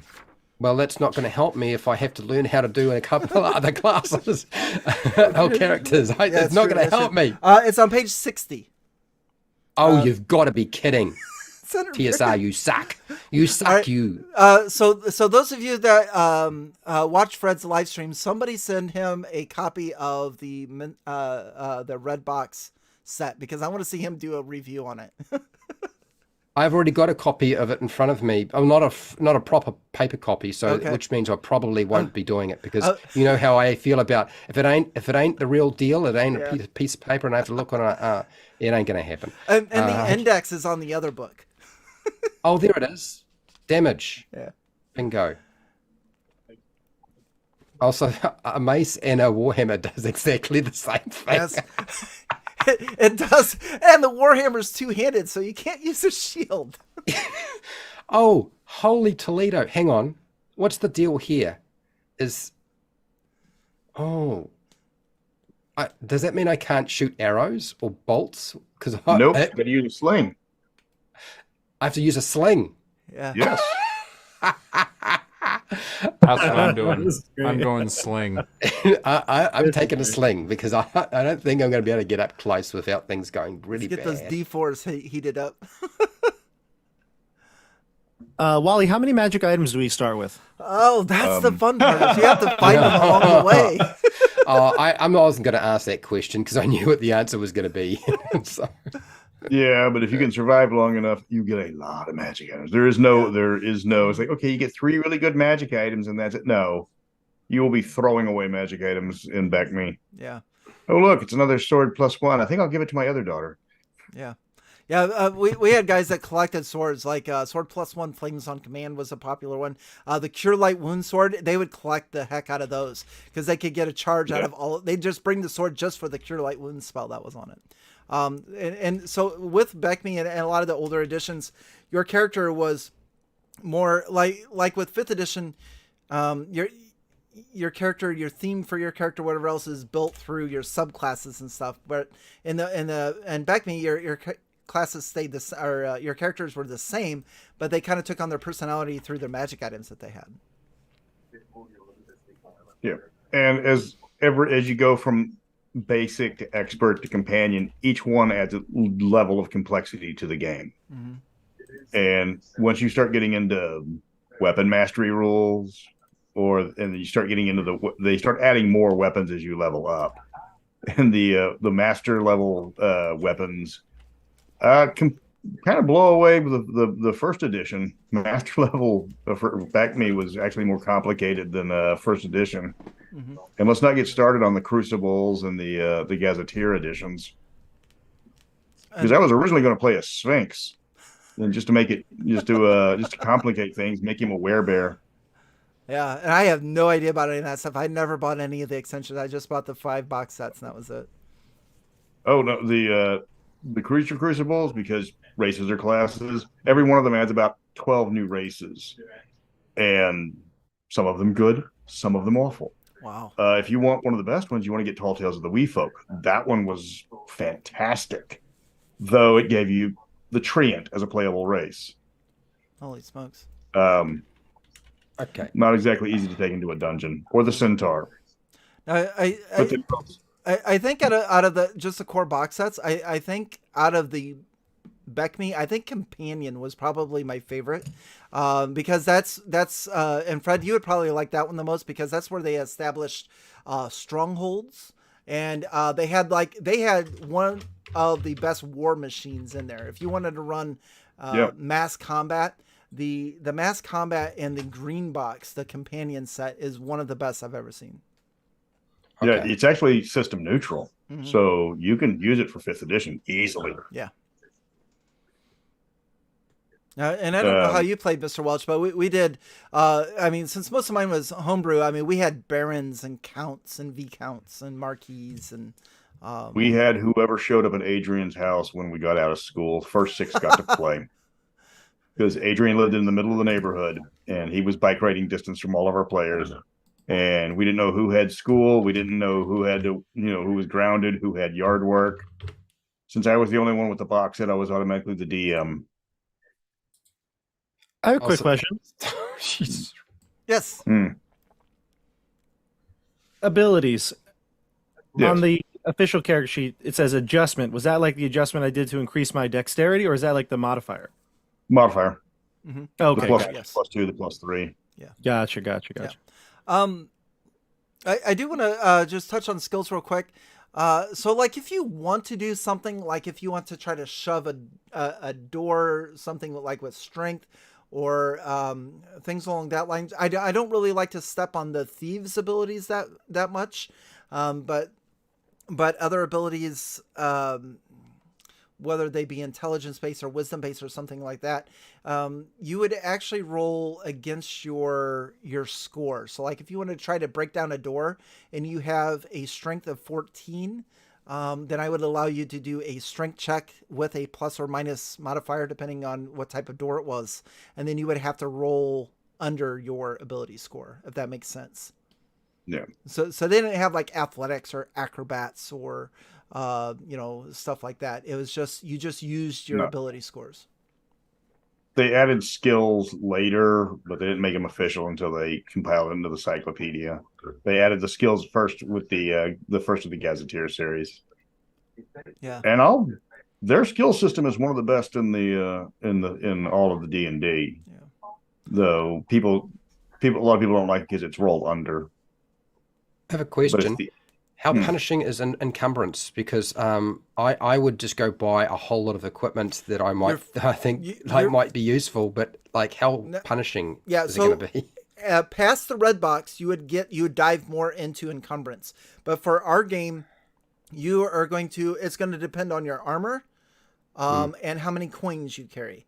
So if you have leather armor or leather armor or no armor, you're going to be at 1 movement speed. And if you have chainmail or plate mail, you're going to be at another movement speed. And the only way that you move up to the next level is if you have 100 coins or more. Now, if you So get, where's the thing on the character sheet that shows how fast you move? oh, we're gonna get to that one as soon as everybody's got their okay. equipment. I'm gonna tell you that you can't move. I mean, I'm gonna tell you how slow. Can't move anywhere. Everybody moves 12 except for the dwarf who moves 10. Yeah. Yep. Just about.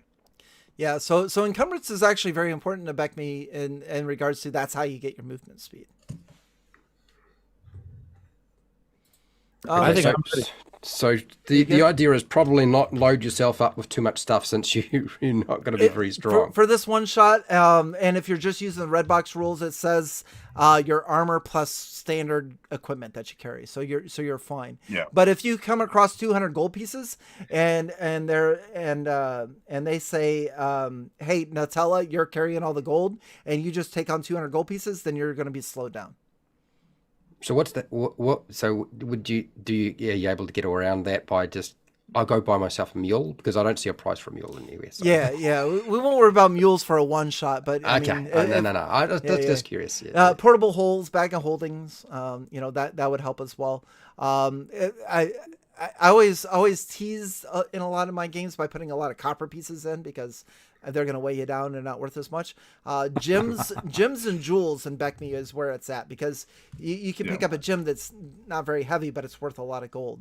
So that's where the real treasure is found. See, once we get all this done, you got to run a creature crucible game. That's when you can play all the weird stuff. No, that would just Wally would freak out. I'm struggling enough as it is. I would play in your game as a player, but I don't think I could do that as a DM. Because then you get stuff like the Puka, which is like the animal fae, but he's got the ability selective invisibility. He can choose who can see him and who can't. Yeah, That's fun. There is so much great stuff going on in chat. My apologies if I missed anything that is epic. That's right. I forgot we were live. Holy shit! Yeah, like your head's just swimming with all of this stuff. You're just like, I thought this was gonna be easy, man. Yeah. I'm all set. I bought You a good? ton of stuff, and I'm going to be I encumbered. have a single coin left. Awesome. Yep, me too. Yeah, let me know when everybody's done with equipment, and we will move on to the next step. And in fact, I'm going to pull up, if you want to scroll down on that spreadsheet and fill in your movement, you can see the encumbrance. So encumbrance in basic is in coins, which is abbreviated CN. So they figure that a coin is worth like 1/10 or 1/16 of a pound, kind of like that. 10 coins is 1 pound. Yeah. So encumbrance is measured by CN. So if you have leather armor or no armor, then your movement speed is going to be 120 feet per turn. Now, a turn is 10 minutes. A round is 10 seconds. Rounds are used in combat. Turns are used elsewhere. We won't be dealing a lot with turns because that always confused me. But your movement speed would be 120 feet per turn. And in combat, you would have a 40 feet per round. So in combat, if you want to move up to get something, it's 30 feet away. You have 40 feet. You can definitely move up to there. For those of you that pick chainmail and plate mail, you're going to start with 60, 20, and 60. I think. Sorry. What does 60, 20, 60 mean? My apologies. If you're wearing metal armor, which is plainmail or chainmail, you're going to have a 90 foot per turn movement speed. That's out of combat. In combat, you're going to have 30 feet. That's the one we're going to focus on. You'll be able to move 30 feet in combat. So where do I stick that in the character sheet? On the very bottom, I believe there's movement. Oh, okay. Movement. Oh, armor load, equipment load, experience points. Yeah. Needed So for unless next you're carrying 100 coins with you, those of you with metal armor, I'm going to put you at 700 CN. And if you are wearing leather armor or no armor, I'm going to put you at 300 CN. So if at any time you guys carry 100 coins or more, your encumbrance is going to go up. Okay, so I don't see... Oh, I see encumbrance and movement. So which box do I stick the 30 in? The bottom box? Yeah, whichever one you want. Whichever one I want. Yeah, I don't... Let me look. You don't understand what it is either? Because I don't understand it. Let's see here. Encumbrance, armor load, equipment load. Yeah, I don't really know what that means, sir. I'm just putting in the big box below those two. They're basically saying just so you can put your armor, your shield and your armor for the armor load, and then everything else for the equipment load. All Because right. you can drop your equipment. You can't drop yeah. your armor. Mm-hmm. All right. So the armor load would be 30. Is that what we're saying? Just put in the big box 30. That'll be your 30. combat movement speed. Yes. All right. And so armor load and experience load. Yeah. Screw Don't worry that. about it. Yeah. Yeah. Or Okay. yeah. What about for the halfling? For the halfling. Is there anything with the halfling for movement? It just goes on the armor. So if you're wearing so metal, my armor's leather. if you're leather armor, you have a 40-foot movement speed in combat. Now, I guess I should also say that you, for those of you with a 40-foot, you have a 120-foot if you're trying to run away. And for the 30 feet, you have 90 foot if you're trying to run away. Okay. So I should write down Yeah. 30 feet combat. And 90 feet evasion. Run. Yeah, run for your life. Flee. Flee is Get 90 out, feet. Get Okay. out, get out. Yeah. All right. Okay. All right. Let's see. Roll for money. Buy equipment. Figure out our armor class. So for armor class, we have a chart on there. If you are wearing a leather armor, your armor class is 7 to start. Chainmail, armor class is 5. Plate mail, your armor class is 3. To adjust Minus those, 1 if you have a shield. Yep. To adjust those, if you have a shield, that's -1. Again, in BECMI, your armor class, the lower you get is the better. You start with 9. Yeah. So if you're not wearing armor, you have a 9. So it's 9. And nobody has a high dexterity, so Yeah. don't worry about that. Yeah. If you had a I have a 13. Is Bob, that not Bob high has a enough? 13. That does help you. Yes. Oh, Bob has a 30. Okay. Yep. So you subtract 1 for your armor class. You have leather armor. Is that correct? Oh, so it starts at 6 then? Yep. So you have an armor class of 6 if you don't have a shield, and if you're using a bow, then you won't be able to use the shield. It also says that as a halfling, so if something's bigger than man size, I would get even better bonuses, right? So Yes. I'd be like 4 against like a giant or something, or a ogre. Yes. Yeah. As a halfling, you definitely get bonuses with your weapons, and I think your armor class too, right? Is that what you just read? Hit rolls with missiles, and Yeah. then armor class -2 for So if, larger than man size. yeah. creatures. So if an ogre was attacking you, you would actually have an armor class of 4 against the ogre, 4. Yeah. So Okay, where do, cool. which is good. where do I find the Survivability. numbers for the armor class stuff? So I get it that plate mail is a 3 and -2 for having a shield, which becomes a armor class of 1. But where do I find that information? That's on page 50. 50. Okay. Having a shield is -2 or -1? -1. Minus. Just one. Oh, is it -1? Yeah, just one. Minus Okay. one. All right. Yeah. So I'm so the if- same as you, Fred. Plate mail and a shield. So, So you'll be- 3 AC from the plate mail, -1 from the shield is 2. Armor class 2, correct. And I did get called out in the chat. I appreciate that. Jasper says, "No mules, not a real BECMI game. If you want to rent a mule, you're more than welcome to." All right, we're a real BECMI game now. Thanks, Jasper. I appreciate that, man. Right, I'm done. All How right. much is a mule? Are there any adjustments with the armor for dexterity? There is. You have to have a 13 or higher, or an Yep. 8 or less. Okay. And you have Okay, an I see 11, it's on so that. you're It's on the same page. It's on page 50. I can Yep. see it there. Okay, so that's helpful to know when my subscribers decide to hassle me and say, "Fred, it's time for you to make a character." I'm like, yeah, thanks. Okay, all right, I appreciate that. Yep. Oh yeah, yeah. I feel like I'm going too fast, so slow me down. And No, and ask questions. it's fine. Oh, we're almost I'm all done. right so far. Yeah. I think the only thing we got to do left is Vaco.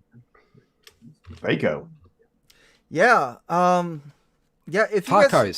If you guys are ready, I would like to talk about the hit roll chart. So for those of you watching the live stream, you can see all of our faces, and to the right of that is the spreadsheet where we're putting everything in. But above that is what is called a hit roll chart. Now, in combat, what you're going to do if you are in melee combat, or if you're using your short bow, you're going to roll a 20-sided die to hit. If you're using a ranged weapon, like I believe Caviar will probably be doing, then you would adjust for dexterity. And if you are in melee combat with your club or mace or what have you, you would adjust for strength. And you add that. So if you roll 14, you add 1 or what have you, and you roll a 15. Now, we don't use THAC0, but I'll explain it in just a second. So everybody's hit roll chart is going to be the same. So and on your character sheet, you can see the hit roll chart. And all I want you to do is where it says armor class 0, I want you to write a 19. 19. Yep. And then I just want you to count down from there. So start at 19 at 0, and then go to your left and type 18, 17, 16, 15, 14. Okay, so now I'm going to ask that question. Mm-hmm. You know I'm going to ask this question. Yeah. How do I get those numbers? Page 51. 51. Yep, 51. page 51. Yep. For levels 1 through 3, everybody's hit roll chart is the same. And then okay. All once right, you move into the blue book, they get better. All right. Yep. Oh, so you can have an armor class of -1. Yeah, you can have an armor class of negative whatever if you find magical armor. You can find a plate mail +3. Or it's actually a -3, but +5. Yeah. +3, plate mail +5, shield +5, ring of protection +5. Oh yeah, you can. That'll put you at -5 even before you add the armor. Yeah. So right now I have, this is to hit me, right? So like I had a AC of 6, so that means enemies need a 13 to hit me. No, that's for you guys. I have my own sheet for the monsters. For the monsters, they have their own hit roll chart, and for the monsters it goes off of hit dice. So you're familiar with hit dice with 5e. You can have a 2 hit dice monster, 3 hit dice monster, 3 + 1, whatnot. And my hit roll charts will be like up to 1, 1 to 2, 2 to 3, and so on. And I have different charts than you do. So I do want to introduce THAC0. I never used THAC0. I never learned about it until like years later. So we've always used hit roll charts. But for those of you that really want to know about it, here it goes. So Hang on, let me put my fingers in my ears. Okay, definitely do that. So looking at your hit roll chart, you have a 19 to hit armor class 0. Everybody's THAC0 is 19. If you are fighting a monster with an armor class of 5, 19 minus 5 is 14. That's what you need to hit the monster. That's how you figure out THAC0. It's your 2-hit armor class 0 minus their armor class. If they have an armor class of -2, you would add 2. So you, instead of 19, you need a 21. I am a fan of figuring out what you need, what number you have to roll on the die before you roll it, instead of rolling it and then adding stuff. I feel like as a game, it's intense. Everyone knows immediately once the die rolls whether it's a success or a failure. So we'll see how the infamous THAC0 really works soon. Yeah. Well, I'm going to share. I don't like tacos. Yeah. I've never been a fan of tacos. Mexican food's just not for me. Yeah. Okay. I will not be using THAC0. The way that we'll be using the chart.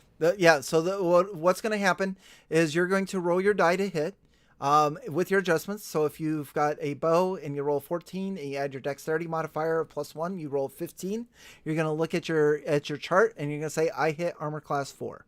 And I will compare that to the monster. And if you hit the monster, I will let you know and you roll damage. That's it.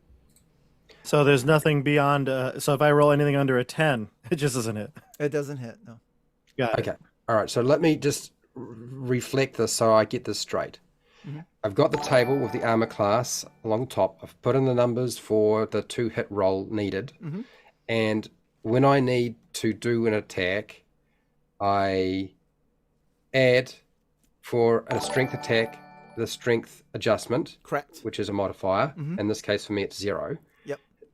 No other thing applies. There's no base attack bonuses or anything like that. It's just that. That's that. Okay. If I'm making a ranged attack with like a sling or a bow or whatever, then I would be adding the Constitution modifier Dexterity. or adjustment. Dexterity. Dexterity. The dexterity modifier or adjustment, which is okay. And I add that to the 2-hit roll, to my dice roll, and that gives me a number, right? Okay, so now let me just get this in my head, because right now it is actually because it's so alien to me, and for whatever reason, let's just put it down to just retard. I have really struggled with this concept. So I take a 20-sided dice roll, and I take my modifier, whatever the heck it is. In this case, it's a 0, so I've got nothing there. Maybe if I had a 1, I'd have a 1, but I don't.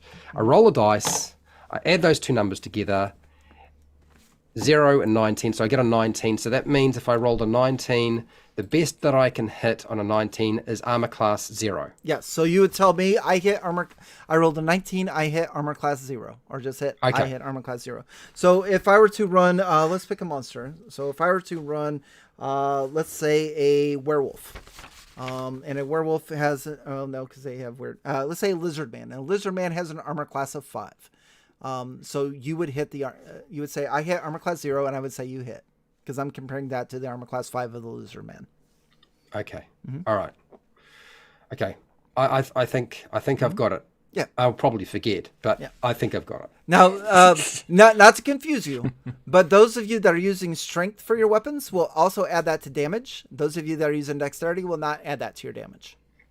Oh, okay. So only melee attacks add the strength adjustment or modifier. I think dexterity. That's right. Mr. Welch, does that sound right? Yeah. Okay. Yeah, they didn't start adding. They didn't start adding dexterity to damage until 3rd. Do you know, that actually makes far more sense, because what are you going to do? You're gonna ping somebody with your bow, or your crossbow's already loaded up and fixed in terms of what it can do. It's got a set pullback, right? And a sling, what are you going to do? You're gonna strength is actually going to change anything, since all you're doing is swinging it around in a circle real fast. So it kind of makes sense. I get it. Back in 3.5 or 3.0, both maybe, you could add it to the composite bow, your strength. So it was kind of like, because you have to be able to get to that level, I guess. But Okay. I do see what you mean, though. I do want to say a big thanks real quick to Steve Zirk. Steve, thank you for gifting the memberships, man. I really appreciate that. Thanks for all your support. I've played in a few games with Steve. Great guy. Thank you very much, buddy. I appreciate it. And good to see everybody get those memberships. Thank you very much. I also want to point out another comment that just made me laugh. Norok, this is awesome. Norok says, what kind of drugs were used in the creation of this? It's unnecessarily complicated. So to give you an idea, it's not like I'm completely new to the idea of a hit table, because I had to play Warhammer 40,000. Okay. And Warhammer 40,000 is a tabletop war game. That's a real war game, right? Where you're actually measuring with measuring tape, none of these squares and none of this feet business. But we had tables, like, you had your ballistic skill or your weapon skill, and then you had your armor, and then you had the table. So I understand that. This feels like it's a little more crap. Just a little more crap. Okay. Because, I remember having to remember the hit tables for Warhammer 40,000. Eventually you do remember them. If you have no life and you're playing it all the time. But but this does seem just a tiny bit more difficult than that. You get used to it. I've played Phoenix Command, and that'll that's the unholy trinity of RPGs. I played BattleTech. BattleTech. We don't let NAS. I played BattleTech. Yeah. No, you do. You have to Phoenix Command. In order to see if you hit somebody, you got to roll on 7 charts. They have. They have what? 72. What's 72 times 3? That's the number of hit locations they have in the advanced rules. Depending on if you're forward, if you're shooting a front, back, or oblique. Okay. BattleTech is like, I'd like to move. How many heat sinks have you got? Hang on a minute. Let me grab my slide rule. Yeah. So is everything filled out on our character sheet? one more thing Because there's is things on the second sheet has things like there's spell selection, but I see cleric turning and I see Yes. thief abilities. So for the cleric turning, that's something that we can do off stream. That's something that you can fill in from your sheet that you have. That's on a page. It's on a page. Yeah. This is the thing that you sent us, the document, right? I don't think I put cleric turning in there. Let me just pull it up on here. Well, is there a page number in the BECMI rules that I can look to? Almost there. So you will want to go to page 25. It makes perfect sense. Yeah. 25. Yep. Okay. So that is part of the character, the class. So you're going to have. Oh my, those are terrible. For both of you clerics, for a skeleton, it's going to be a 7, a zombie a 9, a ghoul an 11. And what that is you roll a 2d6, and if you roll that number, is it that number or less or that number or higher? Help me out, Mr. Welch. That number are higher. That's why the ghoul's an 11. Yeah, that's right. That number or higher, you turn so many hit dice of that monster. So skeletons is your best bet. Does the right having the N beside it mean not applicable? You can't actually Correct. affect a right. Yes. Right. Yep. A white. Okay. Yep. All right. Yeah, as first level clerics, you cannot affect a white. No. You don't want to face a white at first level because they're level drain. And this is old school level drain. Lose a level. Yep. Yeah. You lose a level. I've lost levels in previous games. I think 3.5 had plenty of that. So that means white, wraith, mummy, spectre, vampire, all not applicable. Run like a chicken, you scared little monkey. Okay. You see one of those at basic. They're actually not even in the basic books. The higher level stuff, you don't get that until expert or beyond. Yeah. What's the deal with the thief abilities? I mean, I'm not building a thief, but I'm kind of curious. Is when you're filling in these thief, open lock, remove traps, Just straight off of a chart. Yep. Straight off a chart, you've got a percentage, usually very low. So like looking on that, that's going to be on page 44 for you.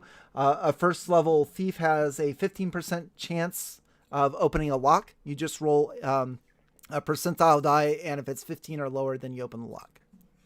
And it says that the DM rolls that, but I would say that some of these I would like the player to roll, and some of them I would probably roll, like hide in shadows. I would probably roll that and be like, hey, I want to hide in shadows. Yeah.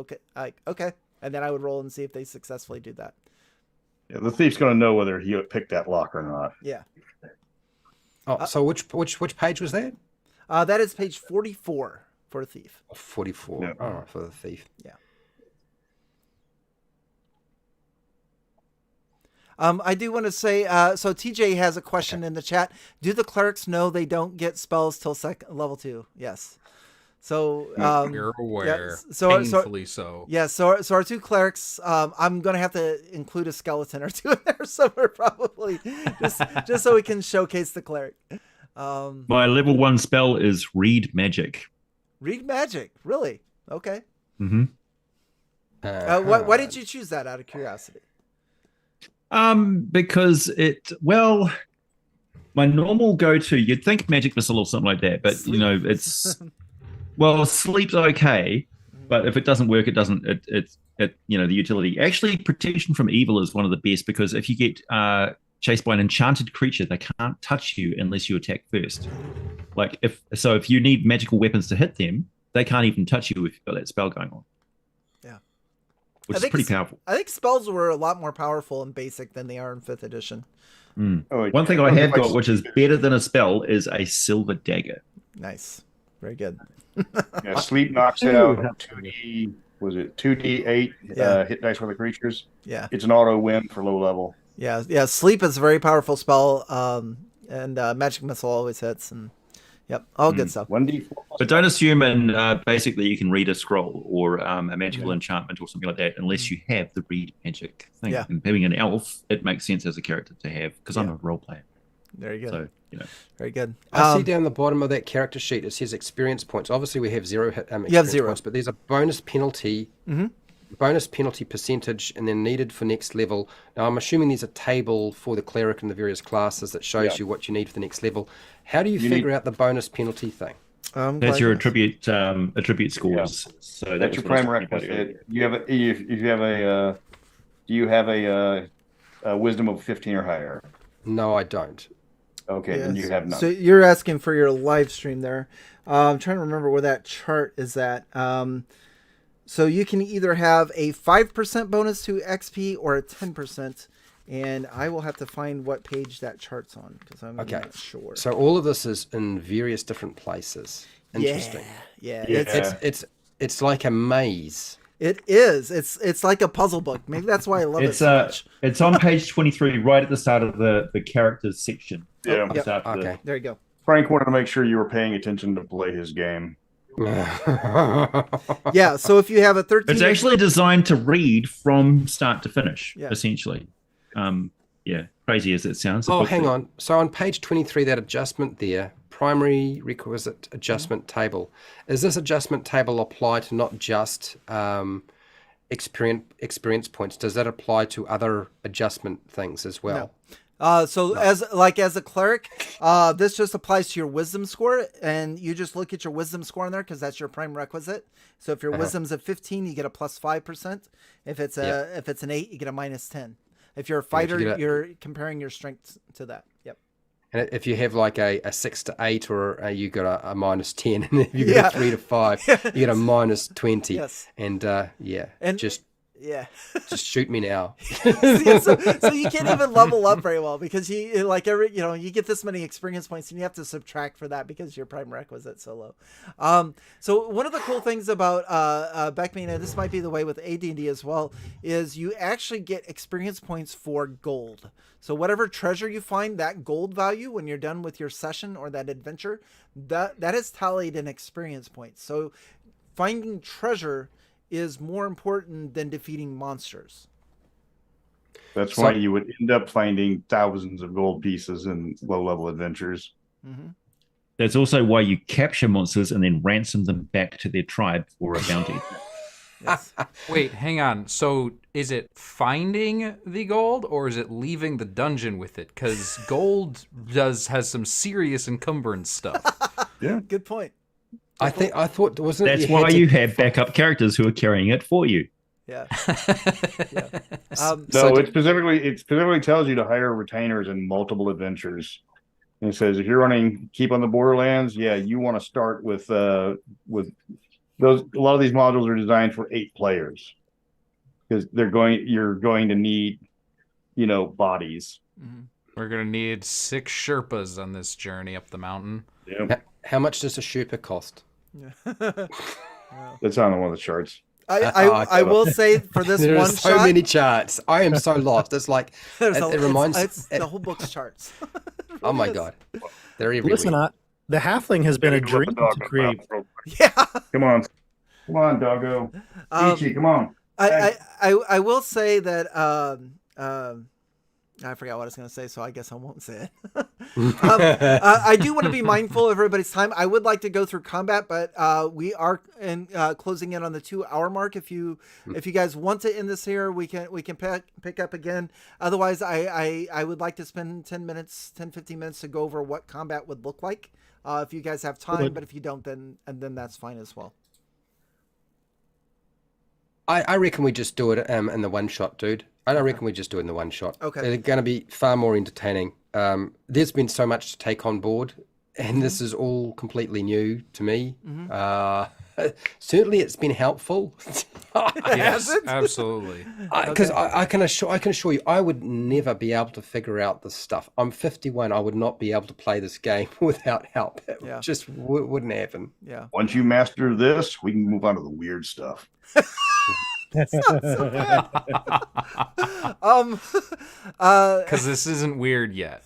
I think I've already got a weird. Somebody sent me something that's supposed to be weird. This is a package that somebody sent to me. It's actually at my door like about an hour or 2 hours ago. Oh my! I haven't actually opened it up. Oh, be careful. Anthrax. I'll open it now, shall I? Let's see what's inside. Only if it's the Anthrax that still has Joey as the lead singer. Hey, I mean, it can't be bad because it's from Essex. It's from Essex. Waldo. Nothing ever bad comes from Essex, right? I mean, is that a bad place? Apart from their accent. Essex. What's the wrong with what's Essex has got a oh shit. Oh, it's Morkborg. Somebody sent me Morkborg, huh? Free League. Morkborg is death metal D&D. I have a very funny story about Morkborg. So my Journal of Puzzle Encounters was nominated for an Innie in 2020. And in both of the two categories I was nominated for, I kept going up against Morkborg. I'm like, what the fuck is this Morkborg? It won both times. Or the role-playing game. Free League just cleans up at the Enies every year because they are so damn good. Those gorgeous Swedes. Yeah. Is there anything that they're not good at? So this book fights it off and dies. Sorry, dude. No, that's right. No, that's exactly what happened. I was watching the Ennies and I got smoked. So not only by Morkborg, but speaking of the Swedes being all together, there's also I forgot the name of the book that mine was up against, but it was a group of Italians that did it. And the way that the Ennies work is there's a panel of judges. You submit your work for review by the judges, and then they pick the top 5. And then after the top 5, then it's by a popularity vote. So you try to be like, hey, vote for my book, do this, do that. And so Morkborg had a ton of support. But then, being from an Italian family myself, and a group of Italians wrote a book, I was like, there's no way in hell you're beating them. They've got so many friends and family. Hey, I want you to get online now. I want you to vote for my book. What do you mean you don't play the game? I don't care if you play the game or not. I want you to get on there. I want you to vote for my book because I want it to win. You understand what I'm saying? Vote for your cousin. What's wrong with you? So yeah. So I lost Broken Tail. So yeah, but congrats to both of those. I mean, they're both awesome. As you can see, Morkborg is just fantastic. Was the book Broken Tales? I don't remember what it was. No, it's like a medieval, it's like a real Italy during the Middle Ages thing. I think that's one of I think that's the one. Similar Aquilare with the Spanish. Yeah. Somebody sent me a copy of that, and I said I don't speak Spanish, but you're Texas. I still don't speak Spanish. I speak Welsh. I may not know what I'm talking about in this particular case. I don't know. I was given a copy of Broken Tales to review, and it's everybody's in Italian, and everybody's Italian in it. That'd be interesting. I would just like to point out that obviously there's been 6 of us here goofing off trying to build characters. A couple of us don't really know what we're doing. I know it's definitely me, but I'm going to say it now. We've had more people in the live stream watching us doing BECMI character building. BECMI character. We weren't even playing a game. We were just building a character. Yeah. There's 22 of you watching? What? There was 28 before. There was 28 people. What? That's insane. Yeah, it's been great. Chat's been amazing. Mm-hmm. Yes. Yeah. Fun than a 10-foot pole. I got a 10-foot pole. I have a lot of stuff. I bought a lot of stuff. This might encumber me. Actually, I have to check in with you, but I have the silver dagger as well. I got some silver arrows. I've got regular arrows. I got a short bow, special cool lantern with extra oil flask because, I go in style. I've got quart of wine that I always carry with me, and Chaswick caviar, lowleaf. He doesn't do anything. Without style. So remember, if something happens to caviar, loot his body. Loot his body. Loot his body. So let's just real quick. June 8th. In 2 weeks, we're going to play a 2-hour one-shot. I'm going to do a real quick introduction to combat. We're going to roll right into it. And the way that I envision this happening, and it probably won't go this way because that's the way I'm envisioning it happening, is we're just going to see how far into the Castle of Mistamir that we can make it. And if your character dies, I want each of you to make at least 1, if not 2, backup characters. For your backup character, number 1, I want it to be 2nd level, and your 3rd backup character, make it a 3rd level character. If you need help or if you need rules and stuff, just reach out to me or Mr. Welch in the Dungeon Master Roundtable Discord, and we'll help you. Sorry, Mr. Welch, I volunteered you. Or AJ's got enough knowledge on this too. Reach out to AJ. But one of us will help you. Get ChatGPT to make it for you. Yeah, or ChatGPT. So we're going to start the game with a 1st level character. If your character dies, what I was going to do tonight is we were going to do a classic Rats in the Cellar, but we never got to that, so that's okay. But each of you have acquired 2 shadows. So when you are walking around, you have 2 shadows that are following you around. If your character dies, I'm not saying that they would, because I'm a gracious DM, I would never do that on purpose.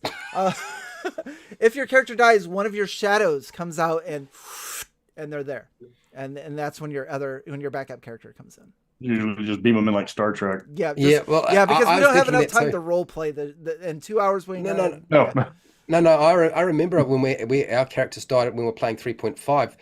The DM would make up all these convoluted and involved reasons why the character was no longer there and the character was coming in.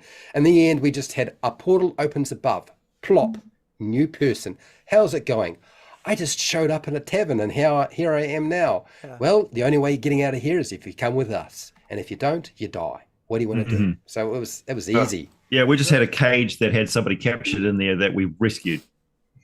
And their equipment happened to be right there.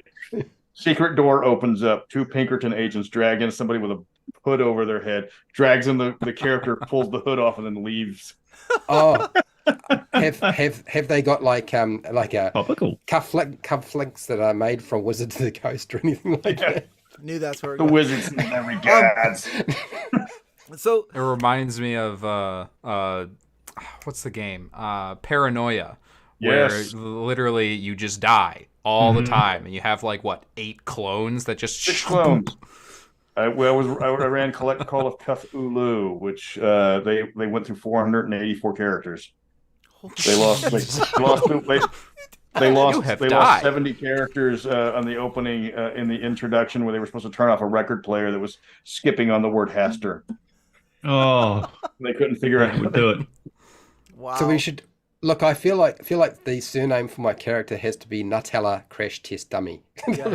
So like, I'm playing a crash test dummy, basically. Let's make it easy on me, if you don't mind. Let's name the characters the same, and maybe this is just like a multiverse version of them. If your character so happens to die, and we bring in level 2 of salad, or level 2 of relish, or do some biscuit or caviar and Nutella, we'll bring in level 2. It can be a human, it can be a halfling. I don't care, but just keep the names the same. So you're telling us if we die, we level up. Yes, but the game that I want to play is I want to see how long you can go on your earlier level characers. At level 1. At level 1. It works for His me. full name is Salad Rotisserie. Yeah.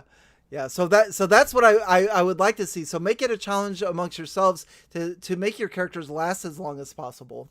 But since it's a one shot and it's only gonna be 2 hours, I don't want anybody's character to die and then have to sit there. So they're gonna, after that combat's over, you come back in, and then and if you all die in one, then we'll just restart with your 2nd level characters. So, party wipe.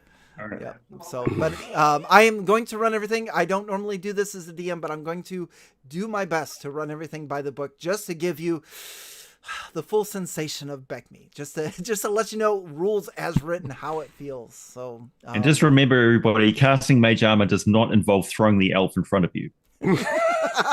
That's right. But it's always good to have somebody else in front rather than yourself. Yes. Yeah, the halfling. Small, that's round, Caviar's absorbent. motto. No, that's Caviar's motto. Have somebody in front. I got the rear. I'm not even gonna make a new character, Wally. I'm fairly certain he's gonna survive the whole way. Gosh damn, you're gonna make me make one for you.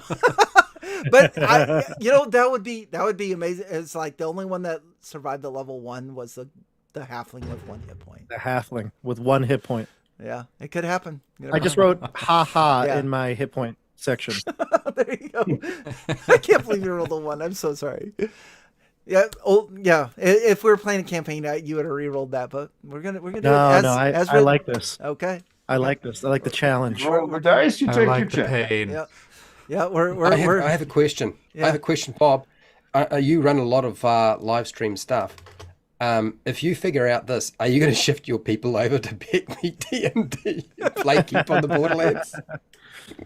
Well, Others are better. who knows? If you want to play a back me game, and you seriously want to run first a introductory, go get King's Festival. That is one of the best, if not the best, introductory adventure ever made, because it teaches not only the players how to play, it teaches the DM how to play. And that will be far more informative than throwing them into fantasy Vietnam at first level.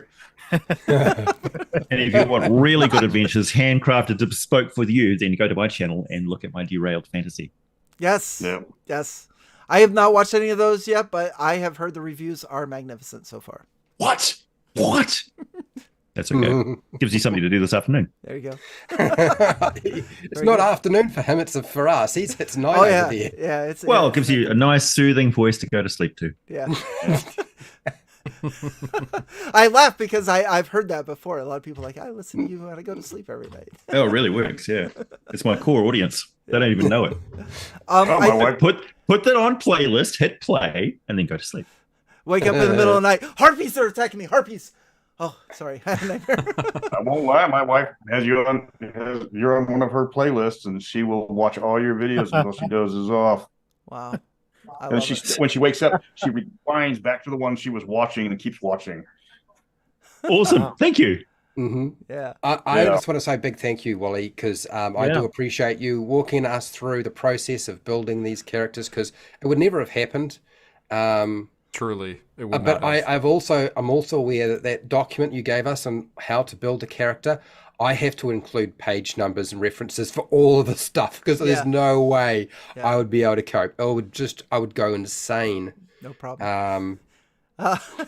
Use the documents as you see fit. I mean, whatever you got to do. If you choose to do your encumbrance, turn to page 42. If you want to know what your armor class is, this is where you have to go. The whole live stream is Fred going. Yeah, it's actually a choose your own adventure book. That's exactly what I've been doing. It's just a puzzle doing it on a PDF. It's a puzzle. If you've rolled a dexterity of 9, then turn to page 6. You can't. If you have one hit point, close the book. By the way, Jasper in the chat, the more talking we do during the stream, the longer my halfling survives. So I told you, Bob, you've got a cult following. This is going to be good. I kind of checked the chat just a little bit now, and you're right. I do see a lot of familiar faces from my channel here, or familiar names, I should say. Yes. You stubbed your toe. So but before we do cut out of here, I do want to tell chat, June 8th, shit's going to go down. We're going to jump right into it. I'm going to give a brief introduction to combat. We're going to introduce marching order. I'm going to read it, and we're going to be looking straight in the mouth of Castle Mistamir, and we are going to...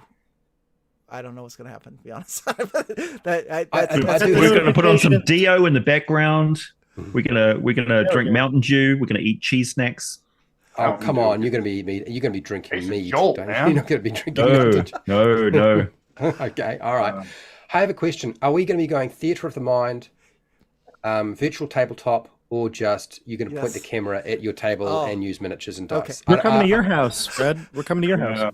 I'm curious. I would love to use that, Matt, AJ, but putting a camera down and moving miniatures around, it's not going to happen. In order to... Mr. So See, you write one coordinate on one side of the map and then another coordinate on the other side, and then you can tell people, and they can say, "I'll go to B12."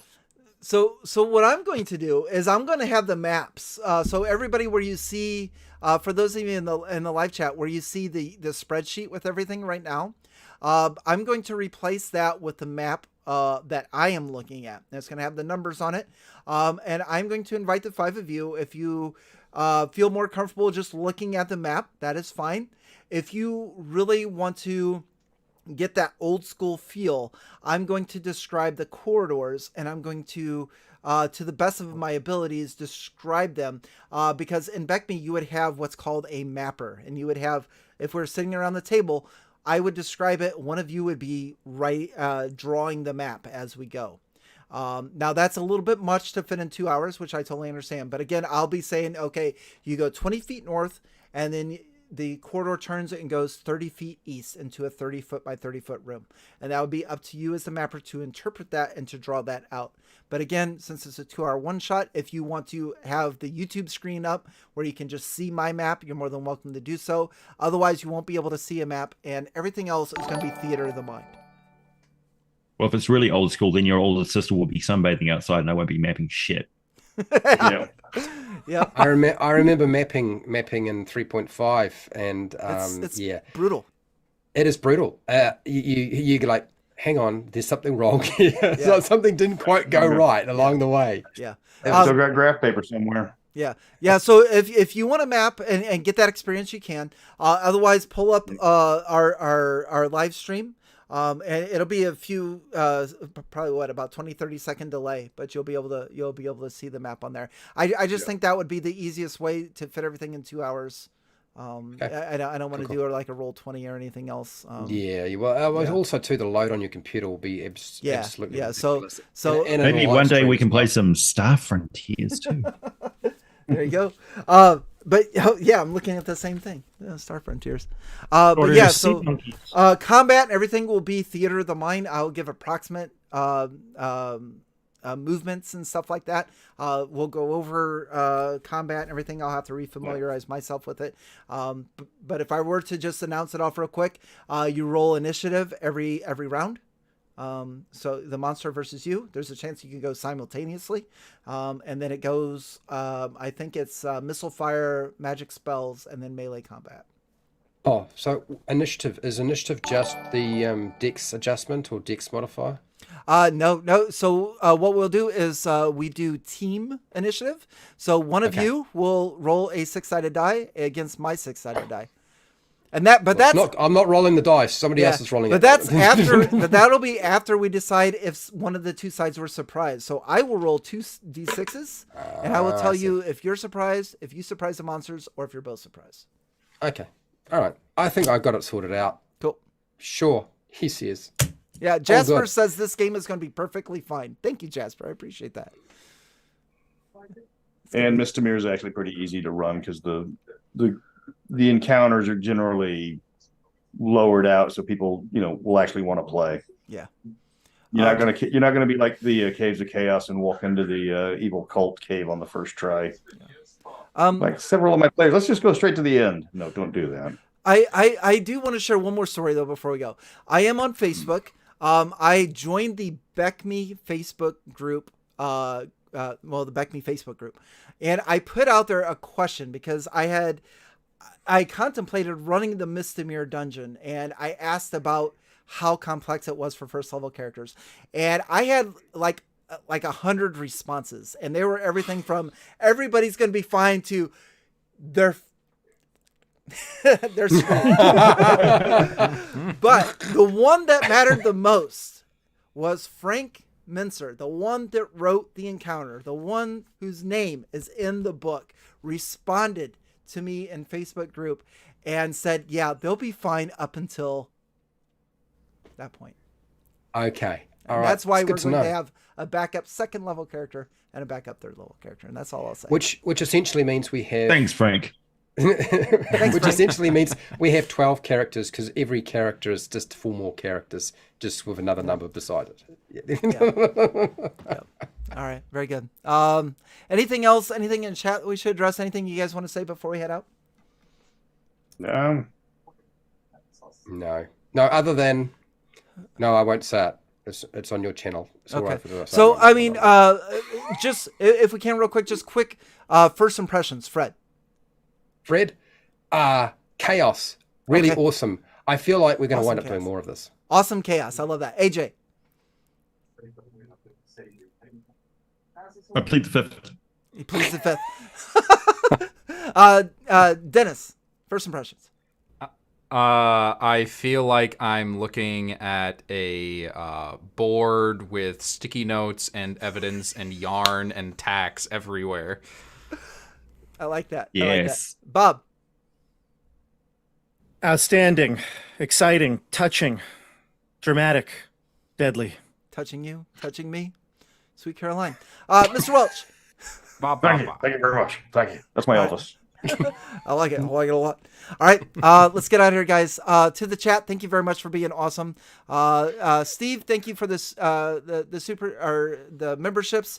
Thank you for the subscriptions. And June 8th at 7 p.m. Chicago time, this shit's gonna go down. So we'll see you then. All right. Good night, everybody. On to the next.